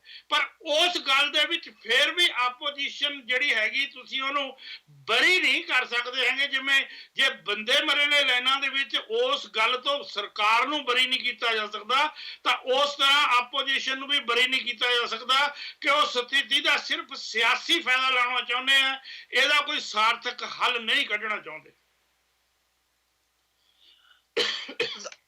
ਆਪੋਜੀਸ਼ਨ ਦੀ ਗੱਲ ਮੰਨੀਏ ਜਾਂ ਸਰਕਾਰ ਦੀ ਗੱਲ ਮੰਨੀਏ, ਕਿਤੇ ਨਾ ਕਿਤੇ ਸਵਾਲ ਇਹ ਬਣਿਆ ਜ਼ਰੂਰ ਰਹੂਗਾ। ਪਰ ਇੱਕ ਗੱਲ ਤੇ ਹੈ ਕਿ ਕਾਫੀ ਇੰਪੋਰਟੈਂਟ ਬਿੱਲ ਪੈਂਡਿੰਗ ਨੇ। ਸਿਰਫ ਲੋਕ ਸਭਾ ਤੇ ਰਾਜ ਸਭਾ ਪ੍ਰੋਪਰਲੀ ਫੰਕਸ਼ਨ ਨਹੀਂ ਕਰ ਪਾ ਰਹੀ ਆ। ਇਹਦੇ ਕਾਰਨ ਸ਼ਾਇਦ ਸਰਕਾਰ ਨੂੰ ਜਾਂ ਫਿਰ ਆਪੋਜੀਸ਼ਨ ਨੂੰ ਵੀ, ਮੈਂ ਅਜੀਤ ਸਿੰਘ ਜੀ ਜੋ ਗੱਲ ਹੈ ਉਸ ਗੱਲ ਤੋਂ ਸਹਿਮਤ ਹਾਂ ਕਿ ਦੋਵਾਂ ਪਾਸਿਆਂ ਨੂੰ ਬਹਿ ਕੇ ਇੱਕ ਵਾਰ ਸੋਚਣਾ ਚਾਹੀਦਾ ਵਾ। ਸਰਕਾਰ ਨੂੰ ਵੀ ਥੋੜਾ ਬਹੁਤ ਝੁਕਣਾ ਚਾਹੀਦਾ ਵਾ ਤੇ ਆਪੋਜੀਸ਼ਨ ਨੂੰ ਵੀ ਥੋੜਾ ਬਹੁਤ ਝੁਕਣਾ ਚਾਹੀਦਾ ਤਾਂ ਕਿ ਪਾਰਲੀਮੈਂਟ ਹਾਊਸ ਪ੍ਰੋਪਰਲੀ ਚੱਲ ਸਕੇ, ਬਹਿਸ ਹੋਏ। ਮੈਂ ਥੋੜੇ ਦਿਨ ਪਹਿਲਾਂ ਲਾਈਵ ਬਹਿਸ ਦੇਖ ਰਿਹਾ ਸੀ ਰਾਜ ਸਭਾ ਐਂਡ ਲੋਕ ਸਭਾ ਦੀ, ਤੇ ਕੁਝ ਆਪੋਜੀਸ਼ਨ ਦੇ ਲੀਡਰਾਂ ਨੇ ਬਹੁਤ ਹੀ ਸੋਹਣੀਆਂ ਪੁਆਇੰਟ ਰੱਖੇ ਸੀ ਜਿਨ੍ਹਾਂ ਗੱਲਾਂ ਦਾ ਸਾਨੂੰ ਉਦੋਂ ਹੀ ਪਤਾ ਲੱਗ ਸਕਦਾ ਵਾ ਜੇ ਸਦਨ ਚੱਲੂਗਾ। ਮੇਰੇ ਨਾਲ ਕਾਲਰ ਜੁੜ ਚੁੱਕੇ ਨੇ 7141। ਸਤਿ ਸ਼੍ਰੀ ਅਕਾਲ ਜੀ। ਹੈਲੋ, ਸਤਿ ਸ਼੍ਰੀ ਅਕਾਲ ਜੀ। ਮੇਰੀ ਲਾਈਨ ਕੱਟ ਗਈ ਜੀ। ਹਾਂਜੀ ਸਰ, ਹਾਂਜੀ ਸਰ। ਹਾਂਜੀ, ਮੈਂ ਤਾਂ ਉਹ ਕਹਿੰਦਾ ਵੀ ਮੋਦੀ ਦੇ ਤਾਂ ਮੁਹੰਮਦ ਤੁਗਲਕ ਦੇ ਵਿੱਚ ਕੋਈ ਫਰਕ ਨਹੀਂ। 1329 ਦੇ ਵਿੱਚ ਉਹਨੇ ਫੈਸਲਾ ਜਿਹੜਾ ਕੀਤਾ ਸੀਗਾ ਨਾ ਵੀ ਨਵੀਂ ਦਿੱਲੀ ਵਸਾਈ ਸੀਗੀ ਤੇ ਉਦੋਂ ਮੋਟਰਾਂ ਗੱਡੀਆਂ ਦਾ ਰਿਵਾਜ ਨਹੀਂ ਸੀਗਾ, ਤੇ ਉਦੋਂ ਦੇਖ ਲਓ ਵੀ ਉਦੋਂ ਮੌਤਾਂ ਹੋਈਆਂ ਸੀਗੀਆਂ। ਹੁਣ ਵੀ ਲਾਈਨਾਂ ਦੇ ਵਿੱਚ ਮੌਤਾਂ ਆ। ਲੋਕਾਂ ਨੂੰ ਸੌਦੇ ਪੱਤੇ ਨਹੀਂ। ਡੈਮੋਕ੍ਰੇਸੀ ਇਹਨੇ ਖੜੀ ਕਰ ਲਈ ਆ। ਸਾਰੀ ਬਿਜਨਸ ਜਿਹੜਾ ਆ ਉਹ ਠੱਪ ਹੋ ਕੇ ਰਹਿ ਗਿਆ। ਇਹ ਮੈਨੂੰ ਮੇਲ ਖਾਂਦਾ ਮੁਹੰਮਦ ਤੁਗਲਕ ਦਾ। ਉਹਨੇ ਵੀ ਸਿੱਕੇ ਚਲਾਏ ਸੀਗੇ ਵੀ ਤਾਂਬੇ ਦੇ ਸਿੱਕੇ, ਕਾਂਸੀ ਦੇ ਸਿੱਕੇ, ਸੋਨੇ ਦੇ ਬੰਦ ਕਰ ਦਿੱਤੇ, ਵਪਾਰ ਬੰਦ ਹੋ ਗਿਆ। ਇਹ 1329 ਤੇ 27 ਸਾਲ ਉਹਦਾ ਰਾਜ ਰਿਹਾ, ਤਾਂ ਉਹੀ ਸਿਸਟਮ ਮੋਦੀ ਸਾਹਿਬ ਕਰ ਰਹੇ ਆ। ਬਿਲਕੁਲ ਸਹਿਮਤ। ਤੇ ਅਕਾਲੀ ਦਲ ਜਿਹੜਾ ਆ ਉਹਦੀ ਫੁੱਲ ਚੜਾਈ ਕਰਦਾ ਹੈ। ਜਿੱਦਾਂ ਕਹਿੰਦਾ ਵੀ ਮੋਦੀ ਦਾ ਕੋਈ ਵੀ ਇੱਥੇ ਵੀ ਟਾਂਸੋ ਸੁਣਦਾ, ਅਕਾਲੀ ਦਲ ਆਪਣੀ ਪਾਰਟੀ ਦਾ ਮੁੱਦਾ ਨਹੀਂ ਰੱਖਦਾ ਕੋਈ ਵੀ, ਉਹ ਭਾਜਪਾ ਦੇ ਨਾਲ ਮਿਲਿਆ ਜੁਲਿਆ ਹੈ। ਜਿੱਦਾਂ ਕਹਿ ਲਓ RSS ਦੇ ਬੰਦੇ ਆ ਵੀ, ਜਿੱਦਾਂ ਕਹਿ ਲਓ ਅਜੀਤ ਸਿੰਘ ਰੱਖਦੇ ਆ, ਮੇਰੇ ਝੁਕਾ ਇਹਨਾਂ ਦਾ ਅਕਾਲੀ ਦਲ ਵੱਲ ਨੂੰ ਹੁੰਦਾ ਹਮੇਸ਼ਾ ਹੀ।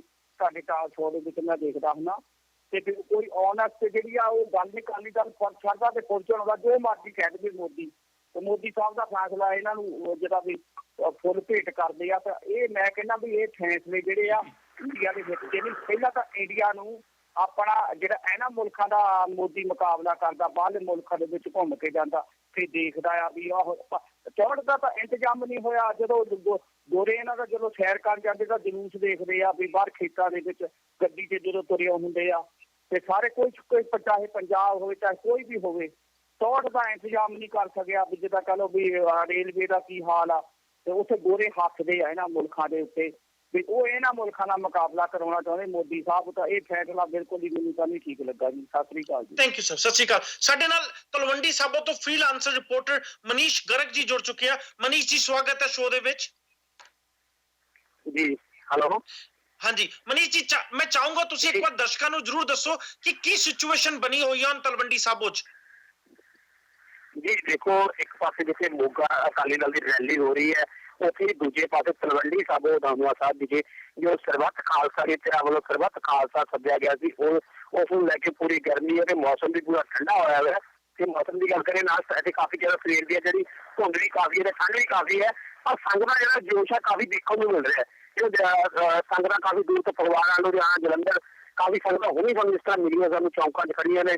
ਉੱਥੇ ਸਰਬੱਤ ਖਾਲਸਾ ਦੇ ਜਾਣਾ ਨੇ, ਪਰ ਉਹਨਾਂ ਨੂੰ ਰਸਤੇ ਜਿਹੜਾ ਪੁਲਿਸ ਨੇ ਰੋਕ ਰੱਖਿਆ। ਲੋਕਾਂ ਦੀ ਬੜਾ ਸੰਗਤਾਂ ਕਾਫੀ ਉਤਸ਼ਾਹ ਹੈਗਾ ਸਰਬੱਤ ਖਾਲਸਾ ਦੇ ਜਾਣ ਲਈ, ਪਰ ਜਗ੍ਹਾ ਜਗ੍ਹਾ ਪੁਲਿਸ ਦੇ ਨਾਕੇ ਤਲਵੰਡੀ ਸਾਬੋ ਪੂਰਾ ਪੁਲਿਸ ਫਾਰਮ ਵਿੱਚ ਤਬਦੀਲ ਕੀਤਾ ਹੋਇਆ। ਜਗ੍ਹਾ ਜਗ੍ਹਾ ਪੁਲਿਸ ਲੱਗੀ ਹੋਈ ਹੈ, ਰੈਪਿਡ ਫੋਰਸ ਲੱਗੀ ਹੋਈ ਹੈ, ਲੇਡੀ ਪੁਲਿਸ ਵੀ ਜਗ੍ਹਾ ਜਗ੍ਹਾ ਲਗਾਈ ਹੋਈ ਹੈ। ਕੋਈ ਵੀ ਬੰਦਾ ਜਿਹੜਾ ਸਰਬੱਤ ਖਾਲਸੇ ਕਰਨੀ ਕੁਝ ਵੀ ਆਦਮੀ ਸਰਬੱਤ ਖਾਲਸੇ ਦੀ ਰੋਡ ਤੇ ਨਹੀਂ ਦੇਖਣ ਨੂੰ ਮਿਲ ਰਿਹਾ, ਉਸ ਰੋਡ ਤੇ ਕਿਸੇ ਵੀ ਵਿਅਕਤੀ ਨੂੰ ਨਹੀਂ ਜਾਣ ਦਿੱਤਾ ਜਾ ਰਿਹਾ ਜੀ।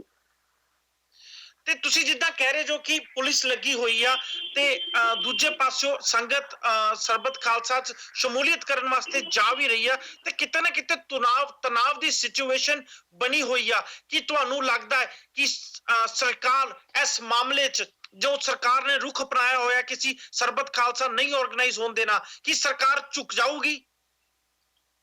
ਜੀ ਬਿਲਕੁਲ ਨਹੀਂ। ਜਿਸ ਤਰ੍ਹਾਂ ਦੀ ਤਲਵੰਡੀ ਸਾਬੋ ਪੁਲਿਸ ਫੋਰਸ ਲੱਗੀ ਹੋਈ ਹੈ, ਰਾਤ ਦੀ ਵੀ ਬਹੁਤ ਲਗਾਤਾਰ 3 ਦਿਨਾਂ ਤੋਂ ਲਗਾਤਾਰ ਪੁਲਿਸ ਫੋਰਸ ਤਲਵੰਡੀ ਸਾਬੋ ਪਹੁੰਚ ਰਹੀ ਹੈ। ਉਸ ਤੋਂ ਨਹੀਂ ਦੇਖਣ ਨੂੰ ਨਹੀਂ ਲੱਗ ਰਿਹਾ ਵੀ ਪੰਜਾਬ ਸਰਕਾਰ ਜਿਹੜੀ ਝੁਕੂਗੀ ਜਾਂ ਸਰਬੱਤ ਖਾਲਸੇ ਨੂੰ ਕੋਈ ਰਿਲੈਕਸ ਵੀ ਹੋਊਗੀ ਜਾਂ ਸਰਬੱਤ ਖਾਲਸੇ ਨੂੰ ਕਾਮਯਾਬ ਹੋਣ ਲਈ ਕੋਈ ਵੀ ਕੁਝ ਵੀ ਕਰੇਗੀ। ਨਹੀਂ ਹੋ ਸਕਦਾ ਕਿ ਪੰਜਾਬ ਸਰਕਾਰ ਸਰਬੱਤ ਖਾਲਸਾ ਨਹੀਂ ਜਿਸ ਤਰ੍ਹਾਂ ਗੱਲ ਵੀ ਡਿਪਟੀ ਬਠਿੰਡਾ ਨੇ ਸਰਬੱਤ ਖਾਲਸਾ ਦੀ ਕੋਈ ਮਨਜ਼ੂਰੀ ਤੱਕ ਨਹੀਂ ਦਿੱਤੀ, ਇਹਦਾ ਕਿ ਸਰਬੱਤ ਖਾਲਸਾ ਨਹੀਂ ਹੋਣ ਦੇਣਾ ਚਾਹੁੰਦੀ ਪੰਜਾਬ ਸਰਕਾਰ। ਥੈਂਕ ਯੂ ਮਨੀਸ਼ ਜੀ, ਇੱਕ ਵਾਰ ਸਾਡੇ ਨਾਲ ਫਿਰ ਤੋਂ ਜੁੜਨ ਵਾਸਤੇ ਥੈਂਕ ਯੂ ਸਰ। ਇਹ ਸਨ ਫ੍ਰੀਲਾਂਸਰ ਰਿਪੋਰਟਰ ਮਨੀਸ਼ ਗਰਗ ਜੀ ਜੋ ਕਿ ਤਲਵੰਡੀ ਸਾਬੋ ਤੋਂ ਲਾਈਵ ਤੁਹਾਨੂੰ ਜਾਣਕਾਰੀ ਦੇ ਰਹੇ ਸੀ। ਸਮਾਂ ਜ਼ਿਆਦਾ ਨਹੀਂ ਬਚਿਆ, ਪਰ ਜੇ ਪੈਨਲਿਸਟ ਨੂੰ ਕਹੋ ਜੇ ਕੋਈ ਵੀ ਕਮੈਂਟ ਕਰਨਾ ਚਾਹੇ ਇਸ ਚੀਜ਼ ਤੇ ਤਲਰਾਜ ਜੀ, ਸਬਦੀਸ਼ ਜੀ। ਸਾਰੀ ਗੱਲ ਤੇ ਗੱਲ ਇੱਥੇ ਮੁੱਕਦੀ ਹੈ ਕਿ ਸਾਡੇ ਪਾਰਲੀਮੈਂਟੇਰੀਅਨਸ ਨੂੰ ਕਦੇ ਜ਼ਰੂਰ ਆਪਣੀ ਜਿਹੜੀ ਪੋਲੀਟੀਕਲ ਕੰਸੀਡਰੇਸ਼ਨਸ ਨੇ ਉਹਦੇ ਉੱਪਰ ਉੱਠ ਕੇ ਜਦੋਂ ਗ੍ਰੇਵ ਸਿਚੁਏਸ਼ਨ ਹੁੰਦੀ ਹੈ ਉਸ ਨੂੰ ਅੰਡਰਸਟੈਂਡ ਕਰਕੇ ਉਹਦੇ ਹੱਲ ਲੱਭਣੇ ਚਾਹੀਦੇ ਨੇ। ਸਬਦੀਸ਼ ਜੀ, ਦਿਲਰਾਜ ਜੀ। ਵੀ ਇੱਕ ਗੱਲ ਕਹਿਣ ਦਾ ਯਤਨ ਕੀਤਾ, ਗੱਲ ਮੇਰੀ ਵਿਚਾਲੇ ਰਹਿ ਗਈ ਕਿ ਲੋਕਾਂ ਦੀਆਂ ਸਮੱਸਿਆਵਾਂ ਜਿਹੜੀਆਂ ਬਣੀਆਂ ਹੋਈਆਂ ਨੇ ਉਹਨਾਂ ਦਾ ਹੱਲ ਤਾਂ ਸਰਕਾਰ ਹੀ ਕੱਢ ਸਕਦੀ ਹੈ। ਆਪੋਜੀਸ਼ਨ ਉਹਨਾਂ ਸਮੱਸਿਆਵਾਂ ਨੂੰ ਹੱਲ ਨਹੀਂ ਕਰ ਸਕਦੀ ਕਿਉਂਕਿ ਆਪੋਜੀਸ਼ਨ ਦੇ ਹੱਥ ਦੇ ਵਿੱਚ ਨਹੀਂ ਹੈ ਕਿ ਉਹ ਨੋਟਬੰਦੀ ਤੋਂ ਬਾਅਦ ਨੋਟਾਂ ਦੀ ਸਪਲਾਈ ਦੇ ਵਿੱਚ ਕੀ ਰੋਲ ਪਲੇ ਕਰ ਸਕਦੀ ਹੈ। ਪਰ ਮੈਂ ਜਿਵੇਂ ਸ਼ੁਰੂ ਦੇ ਵਿੱਚ ਵੀ ਇਹ ਕਿਹਾ ਸੀ ਕਿ ਦੋਨਾਂ ਧਿਰਾਂ ਦੀ ਇਸ ਬਹਿਸ ਨੂੰ ਡਿਲੇ ਕਰਨ ਦੀ ਇੱਕ ਰਣਨੀਤੀ ਹੈ। ਸਰਕਾਰ ਇਸ ਕਰਕੇ ਰਣਨੀਤੀ ਅਪਣਾ ਰਹੀ ਸੀ ਕਿ ਉਹਨੇ ਚਿਰ ਹਾਲਾਤ ਸੁਧਰ ਜਾਣ। ਆਪੋਜੀਸ਼ਨ ਇਹ ਚਾਹੁੰਦੀ ਸੀ ਕਿ ਹਾਲਾਤ ਖਰਾਬ ਦੇ ਵਿੱਚ ਬਹਿਸ ਹੋਵੇ। ਬਦਕਿਸਮਤੀ ਕਹਿਣੇ ਚਾਹੀਦਾ ਸਰਕਾਰ ਦੀ ਕਿ ਉਹ 1 ਮਹੀਨੇ ਦੇ ਵਿੱਚ ਹਾਲਾਤ ਸੁਧਾਰ ਨਹੀਂ ਸਕੀ, ਔਰ ਜਦੋਂ ਨਹੀਂ ਸੁਧਾਰ ਸਕੀ ਤਾਂ ਪ੍ਰਧਾਨ ਮੰਤਰੀ ਹੁਣ ਕਿਸ ਆਧਾਰ ਦੇ ਉੱਤੇ ਜਿਹੜੇ ਉਹਨਾਂ ਨੇ ਬਾਹਰ ਐਡੇ ਨਾਅਰੇ ਲਾ ਲਿੱਤੇ ਨੇ, ਐਨੇ ਉਹਨਾਂ ਨੇ ਪ੍ਰਚਾਰ ਕਰ ਦਿੱਤੇ ਨੇ ਆਪੋਜੀਸ਼ਨ ਨੂੰ, ਜਿਵੇਂ ਉਹਨਾਂ ਨੇ ਬਦਨਾਮ ਕਰਨ ਦਾ ਯਤਨ ਕੀਤਾ, ਉਹਦੇ ਜਵਾਬ ਉਹਨਾਂ ਨੂੰ ਪਾਰਲੀਮੈਂਟ 'ਚ ਦੇਣੇ ਸ਼ਾਇਦ ਔਖੇ ਹੋ ਰਹੇ ਨੇ। ਇਹ ਪ੍ਰੋਬਲਮ ਜ਼ਰੂਰ ਆ। ਹੁਣ ਬਹਿਸ ਵੋਟਾਂ ਵਾਲੀ ਹੋਏਗੀ ਕਿ ਵੋਟਾਂ ਤੋਂ ਬਿਨਾਂ ਵਾਲੀ ਹੋਏਗੀ, ਇਹ ਦੋਨਾਂ ਧਿਰਾਂ ਨੂੰ ਰਲ ਕੇ ਤੈਅ ਕਰ ਲੈਣਾ ਚਾਹੀਦਾ। ਹਰਪ੍ਰੀਤ ਜੀ, ਮੈਨੂੰ ਲੱਗਦਾ ਕਿ ਦੋਵੇਂ ਧਿਰਾਂ ਨੂੰ ਰਲ ਕੇ ਬਿਲਕੁਲ ਕੰਮ ਨਾਲ ਕਰਨਾ ਚਾਹੀਦਾ। ਜੇ ਸਦਨ ਚੱਲੇਗੀ ਤੇ ਇੰਡੀਆ ਦਾ ਭਲਾ ਹੋਏਗਾ। ਜਿਹੜੇ ਦਿਲ ਅੜੇ ਹੋਏ ਨੇ ਲੋਕਾਂ ਦਾ ਕਿਤੇ ਨਾ ਕਿਤੇ ਸਰੋਕਾਰ ਰੱਖਦੇ ਨੇ, ਤੇ ਇਸ ਕਰਕੇ ਹੁਣ ਬਹੁਤ ਟਾਈਮ ਹੋ ਗਿਆ, ਆਲਮੋਸਟ 20-25 ਦਿਨ ਹੋ ਗਏ ਹੈਗੇ ਆ, ਸਦਨ ਚੰਗੀ ਤਰ੍ਹਾਂ ਚੱਲੀ ਨਹੀਂ, ਨਾ ਰਾਜ ਸਭਾ ਨਾ ਲੋਕ ਸਭਾ। ਹੁਣ ਟਾਈਮ ਆ ਗਿਆ ਕਿ ਦੋਨੋਂ ਰਲ ਕੇ ਬੈਠਣ ਤੇ ਇੱਕ ਮਾਫੀ ਵਾਲੀ ਗੱਲ ਤੋਂ ਲੈ ਕੇ ਸਦਨ ਦਾ ਕੰਮ ਠੱਪ ਨਹੀਂ ਹੋਣਾ ਚਾਹੀਦਾ। ਥੈਂਕ ਯੂ ਦਿਲਰਾਜ ਜੀ, ਸਬਦੀਸ਼ ਜੀ, ਅਨਜੀਤ ਜੀ, ਤੁਸੀਂ ਸਾਰੇ ਮੇਰੇ ਨਾਲ ਜੁੜੇ ਤੇ ਆਪਣੇ ਵਿਚਾਰ ਸਾਂਝੇ ਕੀਤੇ। ਦਰਸ਼ਕਾਂ ਨੂੰ ਅਖੀਰ 'ਚ ਇਹ ਜਾਣਕਾਰੀ ਜ਼ਰੂਰ ਦੇਣਾ ਚਾਹੁੰਦਾ ਕਿ ਸਰਬੱਤ ਖਾਲਸਾ ਉੱਤੇ ਸਾਡੀ ਟੀਮ ਦੀ ਨਿਗਾਹ ਬਣੀ ਰਹੇਗੀ ਤੇ ਅਸੀਂ ਆਪਣੇ ਬੁਲੇਟਿਨ ਵਿੱਚ ਜੋ ਵੀ ਸਰਬੱਤ ਖਾਲਸਾ ਤੋਂ ਖਬਰ ਆਉਂਦੀ ਹੈ, ਤਲਵੰਡੀ ਸਾਬੋ ਤੋਂ ਖਬਰ ਆਉਂਦੀ ਆ, ਤੁਹਾਡੇ ਨਾਲ ਸਾਂਝੇ ਕਰਦੇ ਰਵਾਂਗੇ। ਉਮੀਦ ਕਰਦੇ ਹਾਂ ਤੁਹਾਨੂੰ ਸਾਡੀ ਅੱਜ ਦੀ ਇੱਕ ਛੋਟੀ ਜਿਹੀ ਕੋਸ਼ਿਸ਼ ਪਸੰਦ ਆਈ ਹੋਊਗੀ। ਇਹਦੇ ਨਾਲ ਹੀ ਸਾਨੂੰ ਸਾਰਿਆਂ ਨੂੰ ਦਿਓ ਇਜਾਜ਼ਤ। ਧੰਨਵਾਦ।